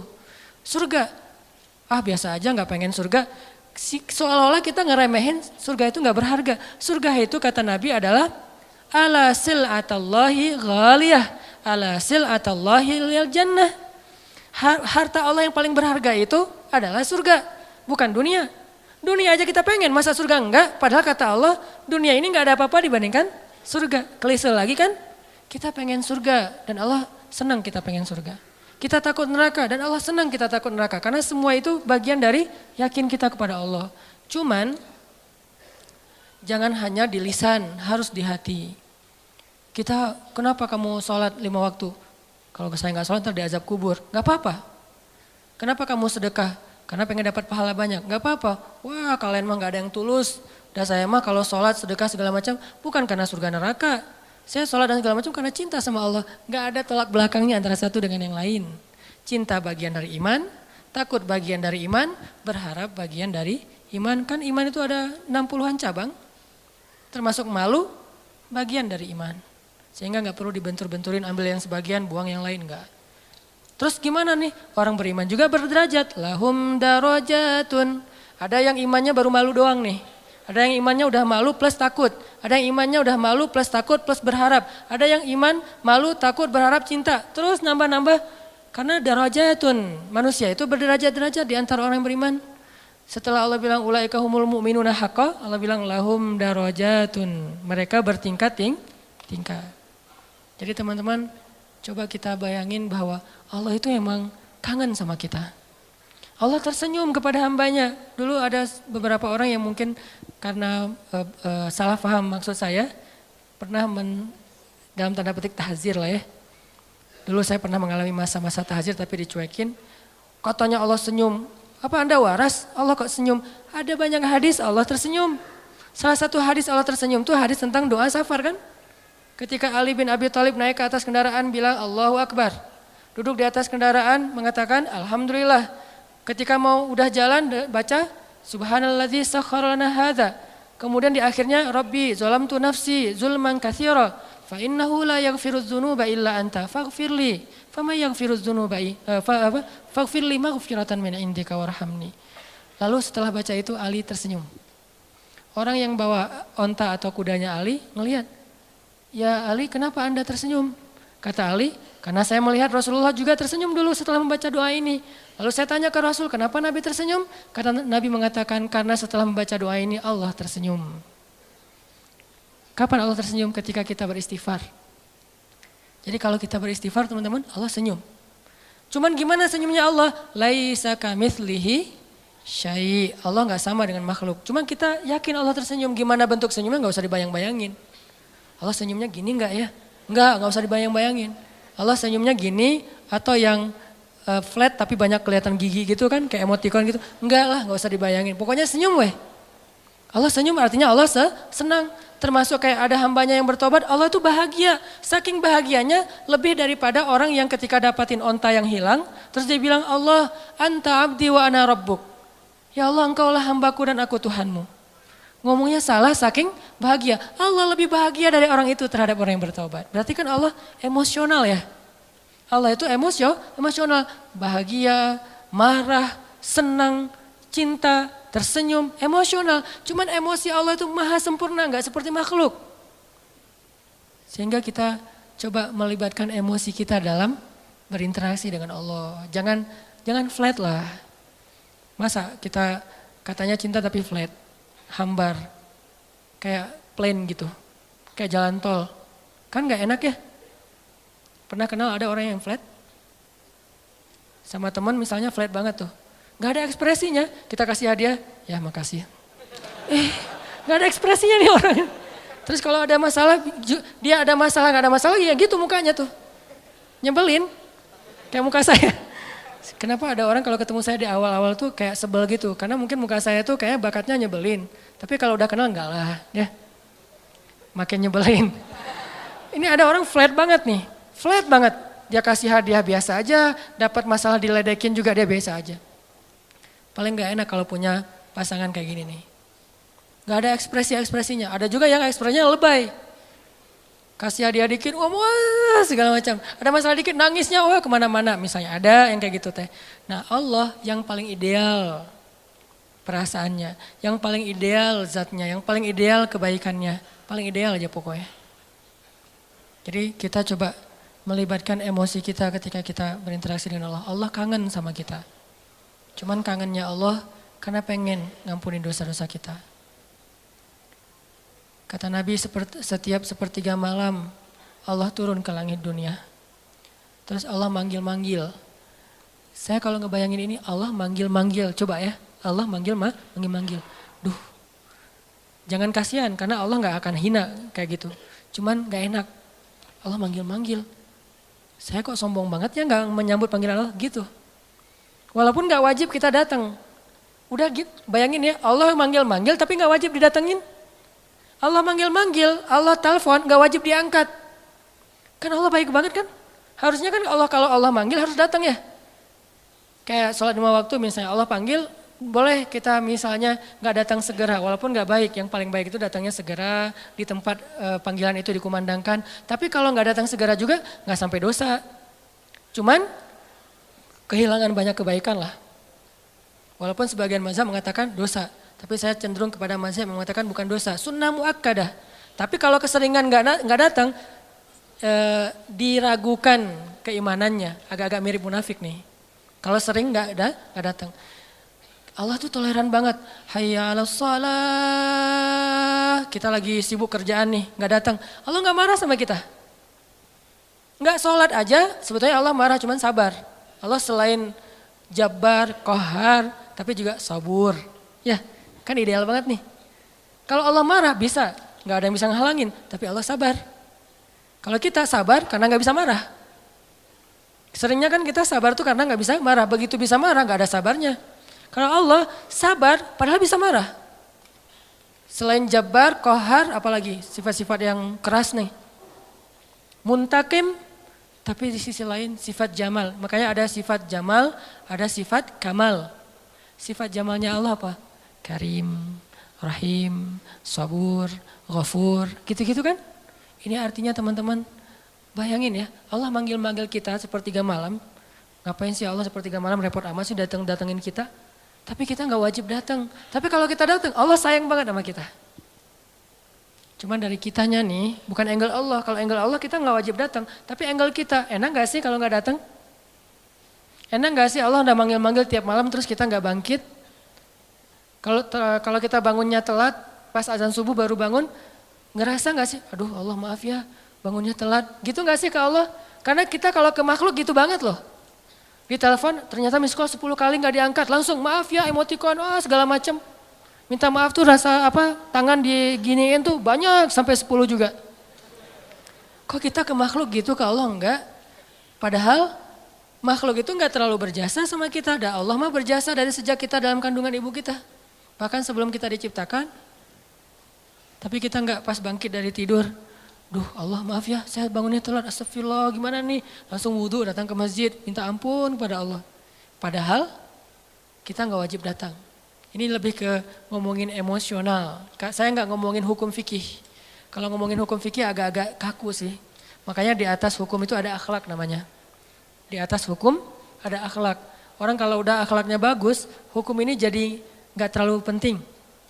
Mudah ngamalin hukum tuh kalau akhlak moralnya udah kayak orang disiplin. Kan nggak perlu timer lagi kan. Udah disiplin, nggak perlu lagi ketat. Hukum itu dibikin ketat karena orangnya nggak disiplin.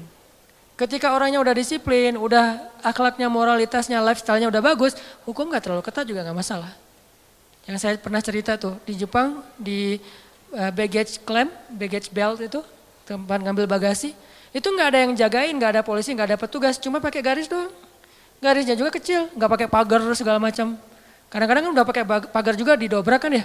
Ini garis, kenapa jadi ringan gitu? Karena orangnya udah bagus moralnya, berarti di atas hukum ada moralitas, di atas fikih ada akhlak.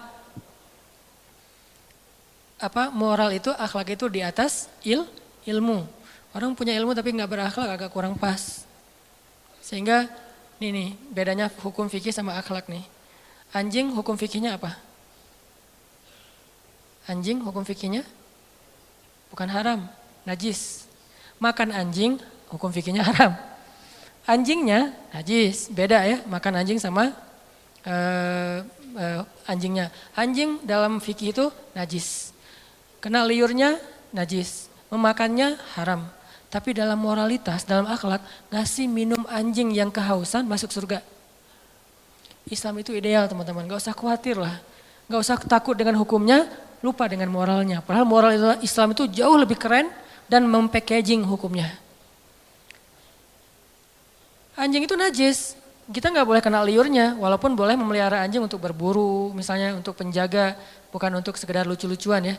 Karena dulu mungkin gak ada anjing kayak apa, yang lucu-lucu kayak sekarang kan ya. Di salon gitu kan ya. Biaya anjing aja. Kalau di New Zealand kata teman saya tuh kucing aja di sana tuh pakai sertifikat. Kalau ada orang pernah ada kasus dia pergi keluar kota lupa nggak laporan, kucingnya tinggal di dalam rumah dan nggak dikasih makan, itu kucing diambil alih oleh negara dan orangnya kena denda. Islam banget kan ya? Islami banget kan? Kan ada hadis Nabi yang bilang yang perempuan yang dilihat di dalam neraka gara-gara membiarin kucingnya meninggal gak dikasih makan, ditinggalin beberapa hari keluar kota. Gak tahu dia lagi traveling kemana gitu si cewek itu teh. Itu kan terjadi kan ya. Nah anjing najis, anjing haram. Tapi ngasih minum anjing yang kehausan itu masuk surga. Yang ngasih minumnya siapa? Bukan orang soleh. Kalau orang soleh itu mah amal pelengkap. Bukan, orang yang baru bertobat dari dosa zina. Bukan pezina ya. Karena orang kadang-kadang suka jadi modus tuh pezina aja masuk surga. Mana ada pezina masuk surga?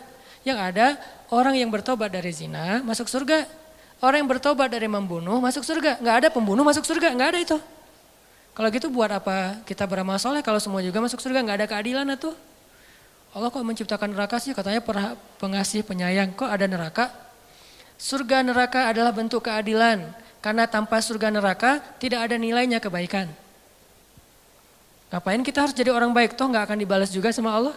Ngapain kita takut berbuat dosa? Kan nggak akan diazab juga sama Allah. Maka kemana larinya para pembunuh? Kemana larinya para begal? Kemana larinya orang-orang yang menzalimi orang lain? Terus di mana hak para korban? Kalau tidak ada surga neraka. Tapi kalau sudah diadili di dunia dengan cara-cara yang Allah ridhoi, selesai nggak ada urusan lagi dengan surga neraka. Misalnya pembunuh dikisos, maka dia masuk surga. Karena hukumnya sudah adil. Tapi kalau pembunuh dibiarin, ya ada nanti hukuman akhirat. Itulah keadilan. Supaya kita meninggalkan dosa dan berbuat baik. Ya kalau katanya Rahman Rahim tapi diciptain neraka. Ini agak-agak belum sempurna nih pola berpikirnya nih. Makanya Islam itu butuh pola pikir. Al-Quran itu melatih cara berpikir kita. Kalau udah terbiasa kayak gini nih, malam ini yang sesi kedua agak-agak saya beratin nih. Materi lebih kepada angle berpikir, persepsi, supaya kita sebagai anak muda saya yakin ini karena jamaah anak muda sanggup. Kalau jamaahnya udah usia sekian, mungkin saya nggak akan ngomongin pola pikir, lebih kepada ngomongin masalah sakaratul maut atau apalah. Walaupun kan kematian sama aja lah ya, semua orang juga rahasia. Tapi biasanya mah kan gitu kan ya. Kenapa di kampung sering ada tahlilan? Berarti di kampung lebih banyak orang meninggal. Karena di kampung yang tersisa orang-orang tua. Di kota kenapa jarang tahlilan? Karena masih muda-muda. Saya tinggalnya di kampung loh. Satu tinggal di kampung, satu tinggal di kota. Ya gitu aja, gak usah dijelasin. Kenapa saya milih kampung? Memang kita senang suasana di rumah saya kan belakang tuh ada kayak backyard gitu kan, ada kayak kebun kecil. Terus kita kalau sholat duha, kalau ngomong tahajud kan riya duha aja lah yang semua orang juga bisa.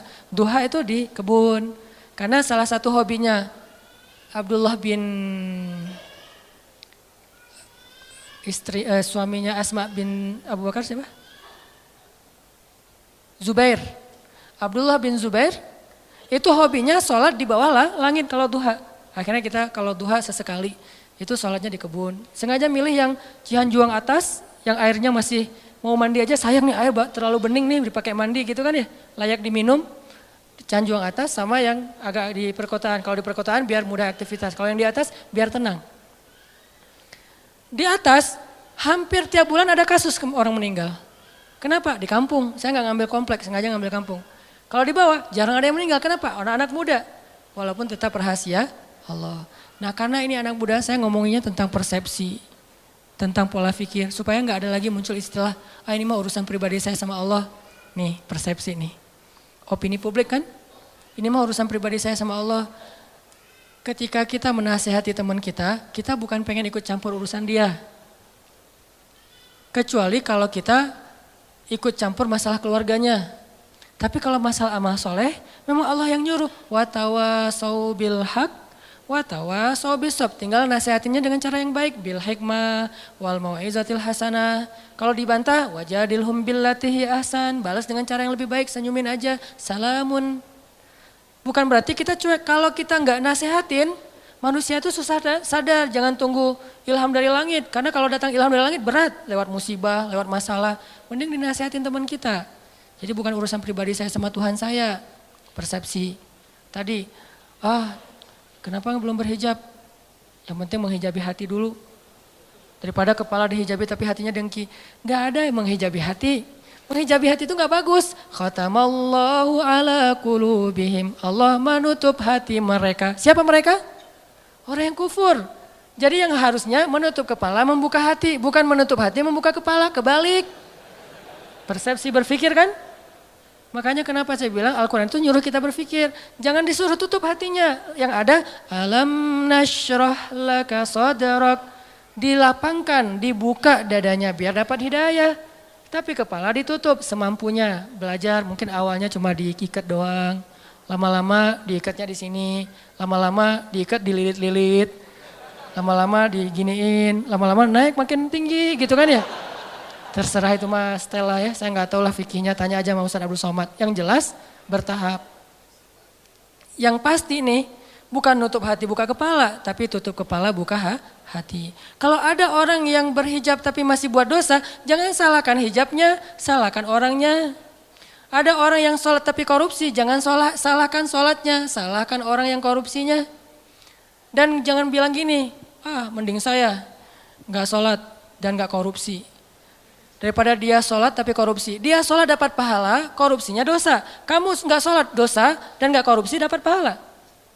Masing-masing kebaikan dan keburukan itu ada bagiannya sendiri-sendiri. Jangan dibentur-benturin. Nggak ada mending-mendingannya. Mending mana nih? Orang yang banyak amal soleh tapi riya dengan orang yang banyak dosa terus dia taubat. Mending mana? Susah mendinginnya ya. Makanya ada yang bilang gini teman-teman. Kadang-kadang salah ngomong mungkin ya, beberapa penceramah pernah ngomong gini. Lebih baik orang yang banyak dosa lalu bertaubat daripada orang yang banyak amal soleh tapi riya. Benar nggak tuh? Lebih baik, lebih baik orang yang banyak dosa lalu bertaubat daripada orang yang banyak amal soleh lalu riya. Gak ada cerita orang banyak dosa lebih baik daripada beramal soleh. Terus kata yang benarnya gimana? Lebih baik orang yang bertobat dari dosa daripada orang yang riya akan amal soleh. Itu bahasanya. Tipis kan? Yang tipis-tipis ini kita belajar di Mesir supaya nggak salah ngomong. Saya kalau memperkenalkan teman saya misalnya satu grup gitu ya, seorang ulama di Mesir yang saya pernah bilang audisi. Saya kan pernah ikut audisi di TV Mesir untuk baca Al-Quran. Namanya As-Saud Az-Zahabi, suara emas, seruling emas judul acaranya. Diseleksi dari ratusan orang cuma 5 orang yang bisa masuk tayangan TV, Iqra TV itu. Nah pas audisi ada 3 juri, di tengah yang juru bicaranya, kayak di Got Talent gitu kan. Di tengah dia bilang, saya Abdullah, juri bidang tajwid. Di sebelah saya, sebelah kanan saya Syekh Abdurrahman, beliau juri di bidang seni. Yang sebelah satu lagi, nggak dibilang sebelah kiri. Saya duduk di sebelah kanannya Syekh Yusuf. Ini ulama kita nih, teliti. Saya duduk di sebelah kanannya Syekh Yusuf. Nggak mau bilang di sebelah kiri saya, nggak boleh. Kurang beretika. Saya duduk di sebelah kanannya Syekh Yusuf. Beliau juri di bidang fasoha misalnya atau hafalan. Telitinya ulama. Al-Quran lebih teliti dari itu. Nabi lebih teliti dari itu. Makanya bahasanya bukan lebih baik orang yang berbuat dosa lalu bertaubat daripada orang yang beramal tapi riya. Enggak ada orang berbuat dosa lebih baik daripada orang beramal. Yang ada lebih baik orang yang bertaubat dari dosa. Kan taubat emang lebih baik dari riya kan? Lebih baik orang yang bertobat dari dosa daripada orang yang riya akan amal-amalnya. Itu benar kalau kayak gitu teh. Supaya nggak jadi opini publik yang mengatakan, belum tentu dia lebih baik yang lagi buat dosa nih. Belum tentu dia yang lagi sholat nih. Belum tentu yang sholat yang ke masjid itu lebih baik. Bisa aja yang berbuat dosa lebih baik ntar dia masuk surga. Nggak ada orang berbuat dosa masuk surga. Yang ada orang habis berbuat dosa taubat, gara-gara taubat masuk surga. Tuh ada tuh. Katanya pelacur tapi masuk surga. Mana? Itu yang ngasih minum anjing, dia bukan pelacur. Dia udah bertaubat, jangan bilang lagi dia pezina, dia udah bertaubat, udah baik, udah soleha. Setelah dia bertaubat, saking dia serius bertaubat, dia gak ngeremehin amal soleh. Sampai anjing aja dikasih minum. Karena buat dia itu amal soleh, dia ngerasa selama ini saya kurang amal nih. Sekarang saya mau tamak nih. Mau rakus dengan amal soleh, apa aja saya lakuin. Termasuk ada anjing yang kehausan, saya kasih minum. Terserah berapa aja pahalanya. Gitu kan? Saking semangatnya nih, dan Allah tidak meremehkan amal hambanya. Seorang yang udah banyak dosa kalau bertobat, amalnya cuma sedikit, yaitu kasih minum anjing bisa masuk surga. Itu pesannya kayak gitu tuh. Jadi kita habis tobat nih, belum amal soleh nih, masuk surga. Kalau udah tobat. Buktinya yang membunuh 100 orang, udah beramal soleh belum? Belum. Satu-satunya amal soleh dia apa? Taubat. Satu-satunya amal soleh dia adalah taubat, masuk surga. Jadi nggak ada cerita pembunuh masuk surga, pezina masuk surga, nggak ada. Yang ada orang yang bertobat dari membunuh masuk surga. Orang yang bertobat dari berzina masuk surga. Ini cara kita menilai Allah Subhanahu wa taala. Ini namanya persepsi akidah, bukan wawasan akidah. Mungkin di beberapa ta'lim kita belajar wawasan akidah. Wawasan akidah itu uluhiyah, rububiyah, asma, sifat, itu wawasan akidah. Tapi kadang gak membentuk persepsi, walaupun itu juga penting. Cuman porsinya harus ditambah, membentuk persepsi kita tentang Allah. Udah selesai belum? Membangun emosional kita kepada Allah. Kalau akidah kita udah sampai membangun emosional, itu udah keren. Siapa yang terbangun emosionalnya? Rindu, malu. Nabi Ayub itu malu sama Allah. Sakit 10 tahun, gak pernah berdoa, ya Allah sembuhin dong, kan saya udah 10 tahun. Enggak, kenapa? Malu sama Allah. Kita boleh nggak minta doa sembuh? Boleh banget. Karena derajat iman kita kan nggak kayak Nabi Ayub. Lagian Nabi kan mengajarkan kita doa tentang sakit, ya Allahumma rabban nas dan seterusnya. Ditanya sama istri Nabi Ayub, ya Nabi Allah, kamu itu kan Nabi kekasih Allah, kalau kamu berdoa pasti Allah mengijabah. Kenapa nggak berdoa aja? Nabi Ayub tanya, istriku tercinta, berapa lama selama ini kita dapat nikmat dari Allah? Ya 17 tahun. Berapa lama sudah kita diuji oleh Allah? 10 tahun, malu saya sama Allah. Baru 10 tahun udah minta, 17 tahun Allah kasih nikmat, gak pernah ngomong-ngomong ke kita. Malu sama Allah, ini udah emosional. Pertama wawasan, kemudian pola pikir, kemudian emosional. Emosional ini bahasa lainnya adalah yakin, iman di hati. Ini puncak ilmu nih. Makanya kata Nabi apa? Ra'sul hikmah makhafatullah. Puncaknya ilmu ada rasa takut kepada Allah, emosional. Kalau ilmu kita baru sekedar wawasan, terus jadi bahan debat di komen-komen kita, itu baru tahapan pertama dari ilmu, belum sempurna itu. Dan biasanya orang kalau baru-baru puber keislaman, puber hadis sahih, emang kayak gitu. Semuanya dianggap palsu, padahal dia doang yang sahih gitu. Enggak lah, orang lain juga punya hadis yang sahih, cuman mungkin kita belum pernah baca hadis itu. Orang hadis sahih jumlahnya ada 200.000 yang dihafal Al-Bukhari. Dan kita mah dari dulu tahunya cuma innamal a'malu binniyat. Gimana kita bilang, oh nggak ada itu. Jangan bilang nggak ada, saya nggak tahu itu. Bisa aja ada, sayanya nggak tahu kan. Makanya kalau ada yang nanya ke saya, Ustadz ini ada hadisnya nggak? Nggak tahu. Saya nggak akan bilang, nggak ada tuh, nggak berani saya. Kecuali saya udah menghafal hadis sebanyak Imam Ahmad. Berapa hafalan hadis Imam Ahmad? 1 juta. Baru boleh bilang nggak ada. Tapi Imam Ahmad juga nggak bilang nggak ada.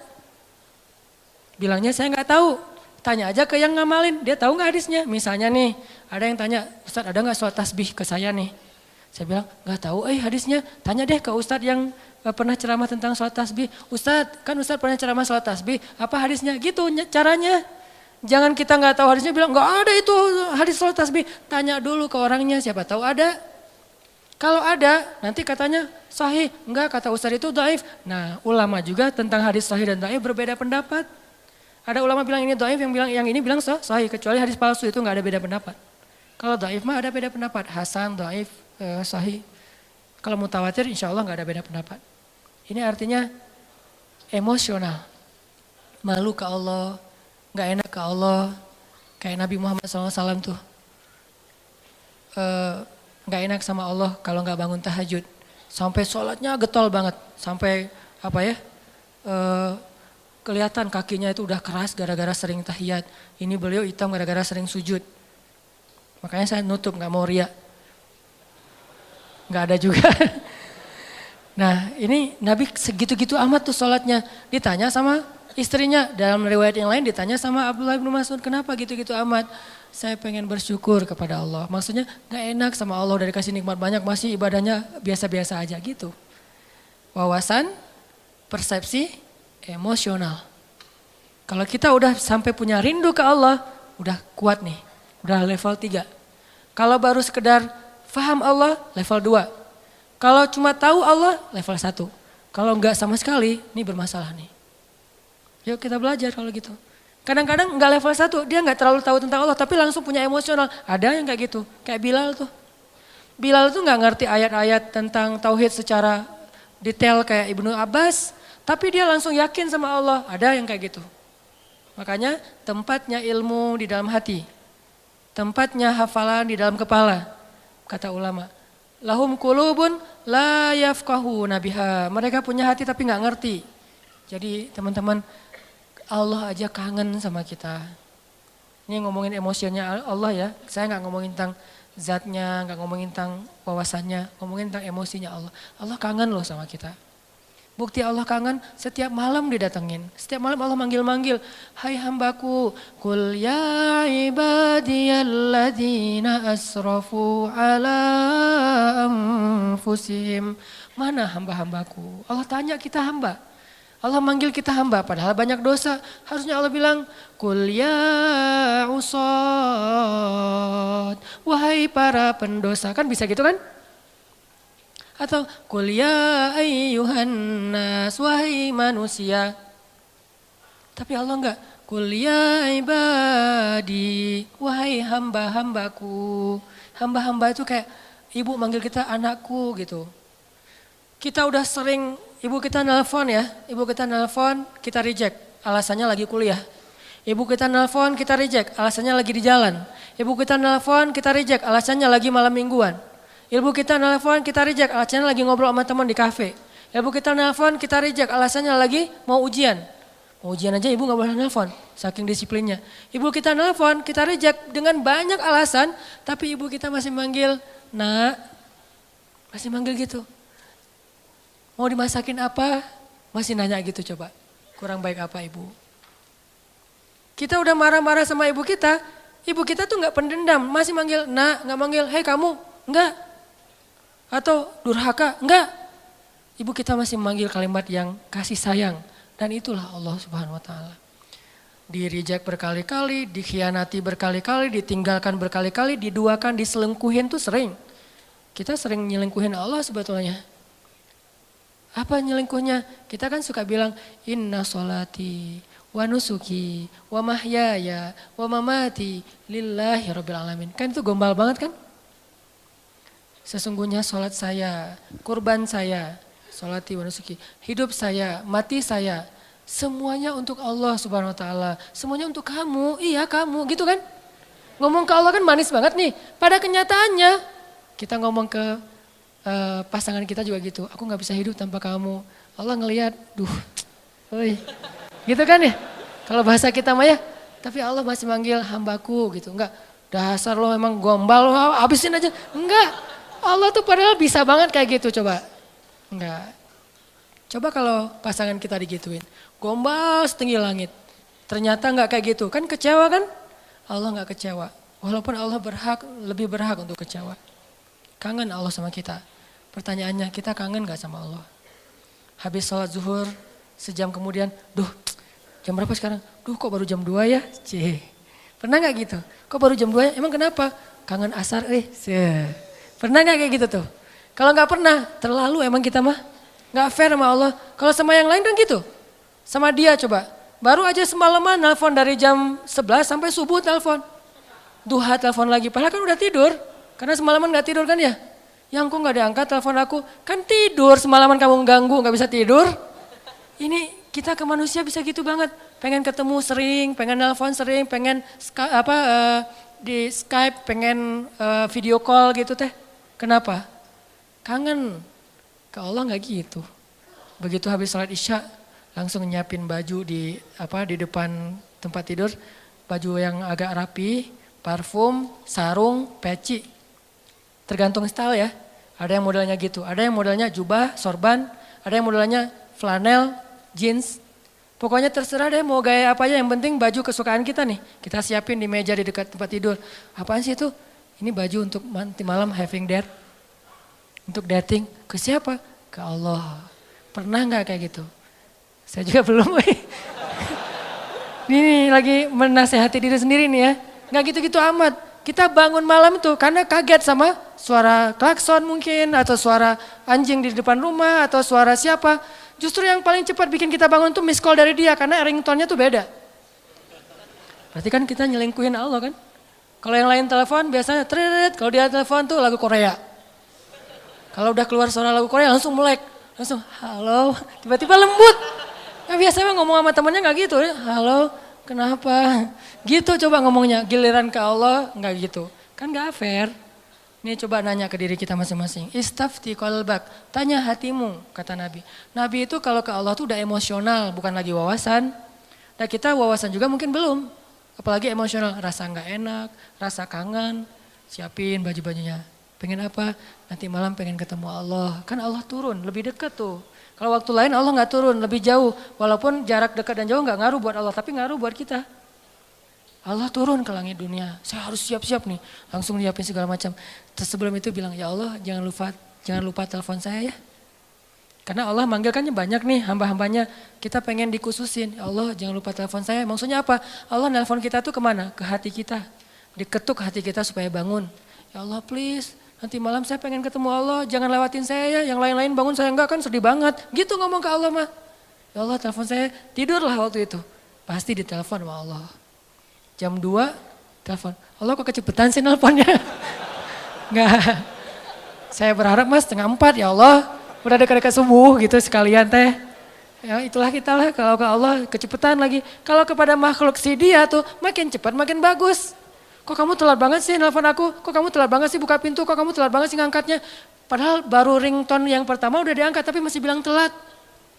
Ke Allah kok cepat banget sih dibangunin ya Allah. Bentar lagi ya tutup lagi tidur. Mungkin Allah bukan gak bangunin. Sebetulnya Allah berhak untuk gak bangunin kita. Dibangunin gak mau. Dia ke saya mah gak penting kata Allah teh. Bisa aja enggak. Kenapa Allah gak membiarkan kita bangun? Allah kasihan sama kita. Oh dia capek nih. Ya udah deh subuh aja dibangunin. Tapi kita udah digituin ngerasa biasa aja. Akhirnya besok udah gak merasa butuh lagi sama Allah. Digoda oleh setan. Disitulah setan masuk tuh. Sama kayak Nabi Muhammad. Nabi Muhammad tuh kan kalau sholat tahajud gak suka ngajak-ngajak kan. Walaupun boleh kan tahajud bareng-bareng, cuman Nabi Muhammad gak suka ngajak, kenapa? Bukan gak boleh sholat tahajud bareng, soalnya tahajud Nabi Muhammad itu gak ada yang bisa ikut. Siapa yang sanggup ikut tahajud Nabi Muhammad 1 rakaat 5 juz? Al-Baqarah, Ali Imran, Al-Maidah, An-Nisa. Jangankan orang biasa, Abdullah ibnu Mas'ud, sahabat yang paling keren aja hafalannya, gak kuat. Wah, Nabi Muhammad lagi tahajud, ikutan Allahu Akbar. Alif Lam Mim, Al-Baqarah, hafal banget lah itu mah. 1 halaman pasti hafal banget lah ya. Halaman kedua, semangat, halaman ketiga, lembar kelima dan segala macam. Wah, nggak benar nih, terbalik. Mulai nih. Dan itu yang dirasakan Abdullah ibnu Mas'ud. Mulailah muncul dzunun, prasangka-prasangka buruk dalam diri saya. Terbalik, udah mulai kayak gitu nih. Kok lama banget sih, kayaknya lagi ngejos nih. Tapi mudah-mudahan nanti habis ini rakaat berikutnya enggak. Sampai selesai Al-Baqarah, mudah-mudahan habis Al-Baqarah. La yukallifullahu nafsan illa wus'aha. Abdullah udah gini-gini, wah ada ruku nih. Bahasa kita mah ya, kan tadi gini lama, aduh. Dan nih ruku. Alif Lam Mim, wah. Ali Imran coba. Wah Ali Imran 1 juz lebih. Mudah-mudahan habis Ali Imran ditahan-tahan nih. Mudah-mudahan Nabi nggak ingat lagi ya An-Nisa, lupa kayak. Kalau udah lupa kan ruku. Kalau bahasa kita mah ya. Ya ayyuhan nasu taqu rabbakum. An-Nisa. Hampir kata Abdullah saya batalin. Itu sekali-kalinya first and last sholat di belakang Nabi. Sholat Nabi kan? Makanya Nabi itu gak mau ngajak-ngajak tahajud, bukannya gak boleh bareng-bareng. Nabi tahu diri lah, tahu diri. Kalau kita tahu diri gak ngajak-ngajak, soalnya tahajudnya mepet-mepet ke azan subuh. Tahajud 2 rakaat, witir 1 rakaat. Kalau enggak sekalian aja, witir udah disatuin dengan tahajud 1 rakaat, sholat tahajud. Saya sering sholat tahajud 1 rakaat, witir doang. Kenapa? Karena pas lihat jam 4 lewat 5 azan, ya udah witir aja deh. Saking gak solehnya. Nabi saking solehnya gak berani ngajak orang. Ini juga kedewasaan Nabi nih. Beliau kalau ngasih contoh, kasih contoh yang bisa ditiru. Kalau melakukan yang gak bisa ditiru, gak mau nyontohin ke orang lain. Kalau kita kebalik, giliran dilihat orang lain yang gak bisa ditiru. Giliran sendiri, yang orang lain semua bisa lakuin juga. Artinya kita tuh kurang bijak, pamer. Nabi kalau sholat sunnah qabliyah di rumahnya 4 rakaat. Kalau di masjid 2 rakaat. Supaya bisa ditiru. Ketika ditanya kok gitu Nabi, likaila yakuna harajan li ummati, supaya enggak ngeberatin kalian. Coba. Ini emosional Nabi nih. Bahasa fikihnya sariratun Nabi. Kan Nabi itu ada surah, sirah, sarirah ya. Surah jenggot, rambut segini, itu rambut 2017 banget lah pokoknya. Rambut zaman now. Terus jubahan. Terus sorbannya Nabi itu kan kalau di ini 1 di depan 1 ke belakang kan ujungnya itu surah. Kalau sirah kehidupan sehari-hari Nabi, sikap-sikap Nabi. Nah yang jarang dibahas itu teman-teman sarirah, perasaan Nabi. Nabi itu gak mau ngeberatin kita. Kalau ngasih contoh yang bisa kalian tiru aja deh. Makanya Nabi kalau tahajud gak pernah ngajak Aisyah. Aisyah tidur, Nabi ke kamar mandi, wudhu, udah gitu sholat. Sholatnya di mana? Di sebelah Aisyah. Kenapa? Nabi tahu Aisyah itu kalau malam suka raba-raba nyari Nabi. Kalau nggak kepegang Nabi dia bangun. Nabi nggak pengen ngebangunin Aisyah, coba. Kalau kita istri yang solehah kok belum bangun? Masih mending. Aduh ya Allah pengen banget istri kayak Khadijah bukan kayak gini. Lebih fatal lagi. Aisyah aja nggak dibangunin sama Nabi. Jadi kalau nanti udah punya ya, maaf kalau belum punya nggak bisa diperhatikan. Kalau udah punya jangan bangun-bangunin. Saya juga gak pernah bangunin istri, soalnya gak bangun juga. Nabi mah gak pernah bangunin istri kecuali emang dalam kondisi Aisyah waktu itu gak capek. Nabi perhatiin banget, hari ini Aisyah ngapain. Oh kita kan gak peduli, tahajud mah, tahajud. Mama kan udah sering ikut talim, masa gak bisa tahajud? Ya udah sering talim, tapi capek siangnya dia ngurus anak, dia nyuci, dia segala macam. Dia jagain harta kita, rumah kita, keluarga kita. Dia mondar-mandir ke pasar, mungkin tadi pergi ke pasar beli cabai lupa, beli garam lupa, lanjut lagi. Kita harus tahu, oh seharian Aisyah capek, ya udah malamnya saya tahajud sendiri. Begitu witir baru Aisyah dibangunin. Adegan pakai nano spray itu adegan witir, bukan adegan tahajud. Aisyah gitu-gitu. Oh ya udah, Aisyah masih apaan sih kalau bahasa kita? Kak Aisyah tuh raba-raba kalau lagi malam. Nabi mana? Karena dekapan Nabi itu kan paling hangat ya. Karena dia mendekap bukan dengan fisiknya doang, dengan hatinya. Pokoknya udah hangat banget lah dekapan Nabi. Cowok paling romantis se-Eropa itu Rasulullah SAW lah. Kalau kita mau tahu gimana romantisnya Nabi, saya udah lagi nggak mood bahas romantis-romantisan ya. Satu saat aja. Tapi bukan saya nih yang romantis ya, Nabi. Saya mah cuma belajar-belajar dikit. Nabi itu paling hangat. Nabi pegang tangan istrinya biasa. Kita mau megang, kursi aja lah. Nggak ada calonnya nih. Masa mau dipegang, siapa yang dipegang? Pas dipegang calon mertua. Apa-apaan lo? Astagfirullah. Kan bahaya tuh. Masa megang tangan calon mertua yang kekar gitu. Bahaya. Nabi Aisyah witir. Karena pas Nabi lagi sholat, Nabi itu sholat kakinya itu di sebelah Aisyah. Dan Aisyah tuh nyari-nyari jempol Nabi. Itu juga dalil bagi sebagian mazhab ya, enggak semuanya. Bahwa menyentuh istri tidak batal wudhu. Sebagian lain mengatakan beda. Allahu a'lam bab fikihnya. Karena ada juga dalil kalau habis wudhu Nabi itu cium Aisyah ke masjid. Wudhu, cium. Itu ritual ya, tutorial ke masjid. Wudhu dulu awalnya ketika mendengar azan, siwak. Siwak mah boleh pakai kayu siwak, boleh pakai gosok gigi, terserah, yang penting bersihin mulut. Siwak, udah gitu berwudhu, udah gitu pakai pakaian yang bagus, parfum, cium istri. Makanya nggak bisa ngamalin sunnah kalau belum susah. Banyak yang nggak bisa diamalin. Garing kan, parfum segala macam, langsung ke masjid garing Harusnya parfum, ada sesuatu. Jadi jangan ngelangkahin sunnah dong.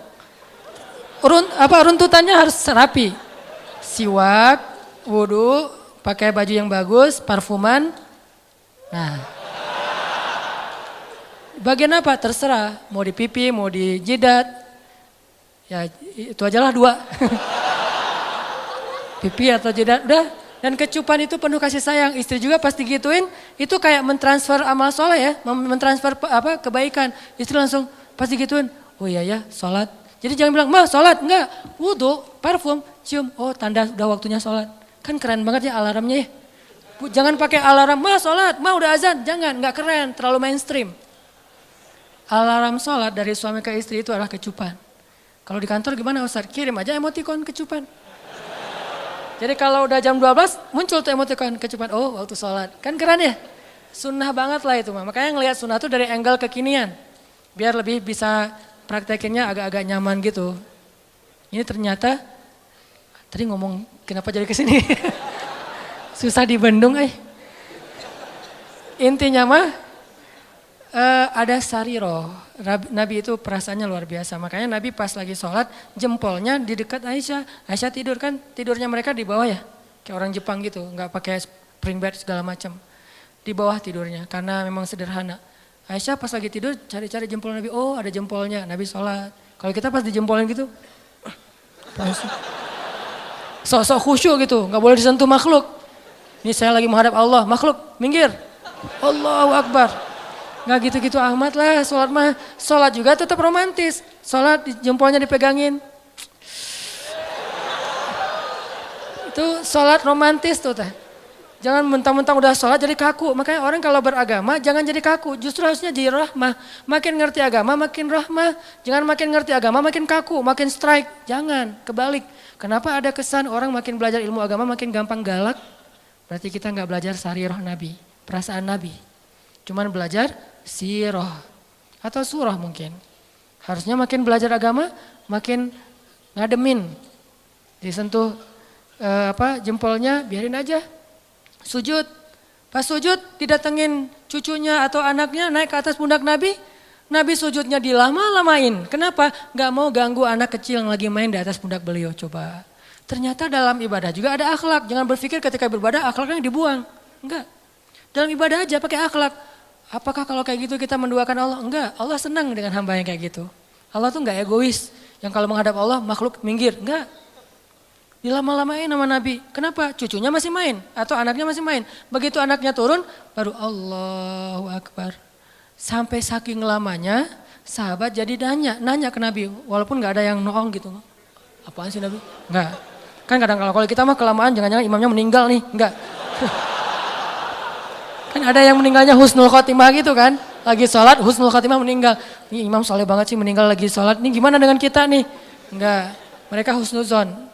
Cuman agak penasaran, kepo gitu. Kenapa Nabi sholatnya lama banget ya sujudnya? Pas sudah selesai sholat nanya, ya Rasulullah kenapa lama banget sujudnya? Tadi anak-anak saya itu naik ke atas, cucu saya itu naik ke atas pundak dan saya tidak ingin mengganggu mereka. Kita, begitu anak naik ke atas pundak, ya Allah ujian nih makhluk nih. Mana akhlak? Jangan gitu sama anak-anak kita, biarin aja. Terus gimana dengan makmum Ustadz? Makmumnya kan istri kita sendiri. Makanya kalau makmum ngelihat kayak gitu anaknya biarin aja. Di situ kita belajar sujud yang lama. Naik, kalau nggak turun-turun juga Ustadz, ya udah kalau yang ternyata harus bangkit juga, bangkit pelan-pelan. Bukan bangkitnya sampai terbang. Terbang ke pintu gitu. Wah, kekerasan anak ya, ini bisa dilaporin nanti. Makanya Nabi pelan bangkit. Lagi sujud kan suka-suka, kadang-kadang ada yang model mazhabnya tuh, ini gini kan ya. Karena istri saya ada yang tahiyatnya gini, ada yang gini. Maaf, tahiyat aja pokoknya lah. Yang gini nih, kalau dia lagi sholat tahiyat, dia gini, anak saya pasti nangkep tuh. Pas ngelihat ibunya gini, dipegangin sama anak saya. Takut lepas kali ya, ini pegangin. Ini alhamdulillah ya, mazhab kita macam-macam. Kalau saya mah tergantung. Kalau lagi gini-gini, kalau lagi kan tahu fikih ya, bukan karena ikut istri, tahu fikih. Yang ibunya kayak gini, tangkap sama anak kita. Mah, kenapa sih sholatnya kayak gitu banget? Nggak pegal apa? Diajarin. Kalau yang satu diam aja gini, santai. Jadi ada yang enjoy, ada yang maksimal. Tergantung mazhab. Buat saya semua mazhab selama ahlus sunnah wal jamaah, respect. Gak boleh menjudge, respect each other. Mau NU, mau Muhammadiyah, terserah lah. Orang mertua saya ada yang NU, ayah saya Muhammadiyah, saya galau gitu. Mau yang mana nih? Ya udah deh, kalau ke Jawa Timur NU, kalau ke sana Muhammadiyah, di sana ikut tahlilan, kalau di sini nggak pakai tahlilan, menghormati. Lagian bukan bab yang usul. Ternyata Nabi pernah sholat, lagi sholat, terus ada anak kecil nangis di belakang, langsung buru-buru sholatnya. Bayangin, sholat ikut kondisi manusia. Ada anak kecil nangis di shaf ibu-ibu, Nabi sholatnya lebih cepat dari biasanya. Saking cepatnya, sahabat nanya. Karena kalau nggak mengherankan, sahabat nggak akan nanya. Ya Rasul kenapa kok buru-buru? Apa yang terjadi? Kata Nabi lagi sholat, tadi aku pengen baca ayat yang agak panjang. Tapi mendengar anak kecil nangis, aku khawatir merepotkan ibunya, makanya dipercepat. Lihat akhlak. Sarirah Nabi, perasaan nggak enak Nabi itu tinggi loh. Kita kadang-kadang nggak peduli perasaan orang lain, asal ngomong aja. Modalnya cuma satu, balighu anni walau ayah, sampaikan dariku walaupun cuma satu ayat. Itu cuma satu hadis, masih banyak hadis yang lain suruh jaga perasaan. Emosional, kangen gak sama Allah, kangen gak sama Nabi, dan Nabi juga kangen sama kita. Kalau belum kangen, kita harus banyak istighfar, minta sama Allah, ya Allah bikin saya kangen dong. Karena kangen sama Allah tuh pasti indah banget. Sama kayak kita kangen dengan orang tua tuh indah banget. Saya selama di Mesir itu kangen sama orang tua, pengen pulang gak punya duit. Ada duit sekali, boros, habis mau pulang. Pas mau pulang itu pas habis duit biasanya. Kalau lagi banyak duit gak pengen pulang. Kan masalah kita gitu kan ya, ke Allah juga gitu kan. Kalau lagi banyak masalah baru kangen sama Allah. Kalau lagi gak banyak masalah gak kangen sama Allah. Gitu juga ke orang tua, giliran banyak masalah saya kangen ibu. Sama kayak sekarang kalau lagi ada masalah, saya suka bilang, Mak, kangen sama emak. Pengen pulang ke Aceh, kenapa? Lagi banyak masalah. Tapi kalau gak lagi banyak masalah, gak kangen. Ini manusiawi banget nih. Makanya coba belajar kangen sama Allah. Kalau udah dapat kangen indah banget tuh. Kalau kangen kepada manusia kadang-kadang agak emang ngeganggu sih. Apalagi kalau LDRan kan ganggu banget ya. Tapi kalau kangen sama Allah gimana pun LDRan kan Allah dengan kita kan LDRan nih. Jauh di langit sama di bumi. Tapi Allah bisa datang di detik itu juga. Inni qarib. Caranya gimana? Telepon aja. Wa idza sa'alaka ibadi anni langsung inni qarib. Seolah-olah Allah ngomong gini, kan kita tuh jauhan ya hambaku, tapi kalau kamu telepon aku langsung datang seketika itu juga. Gitu maksudnya. Wa idza sa'alaka ibadi anni fa inni qarib, itu maksudnya apa? Wahai hambaku, jarak kita emang jauh, kamu di bumi, aku di langit. Tapi kalau kamu telepon aku nih, nanya tentang aku langsung ada di dekat kamu. Allah langsung pulang. dalam bahasa kita. Yuk kita belajar kangen sama Allah. Kadang-kadang kangennya harus dipaksain dulu, nggak natural. Kayak tadi nyiapin baju-baju tahajud, nyiapin OOTD buat duha gitu ya. Agak-agak dipaksain awalnya, nggak apa-apa biarin aja. Lama-lama nanti muncul. Nggak bisa natural banget, harus ada semacam settingan dulu di awalnya.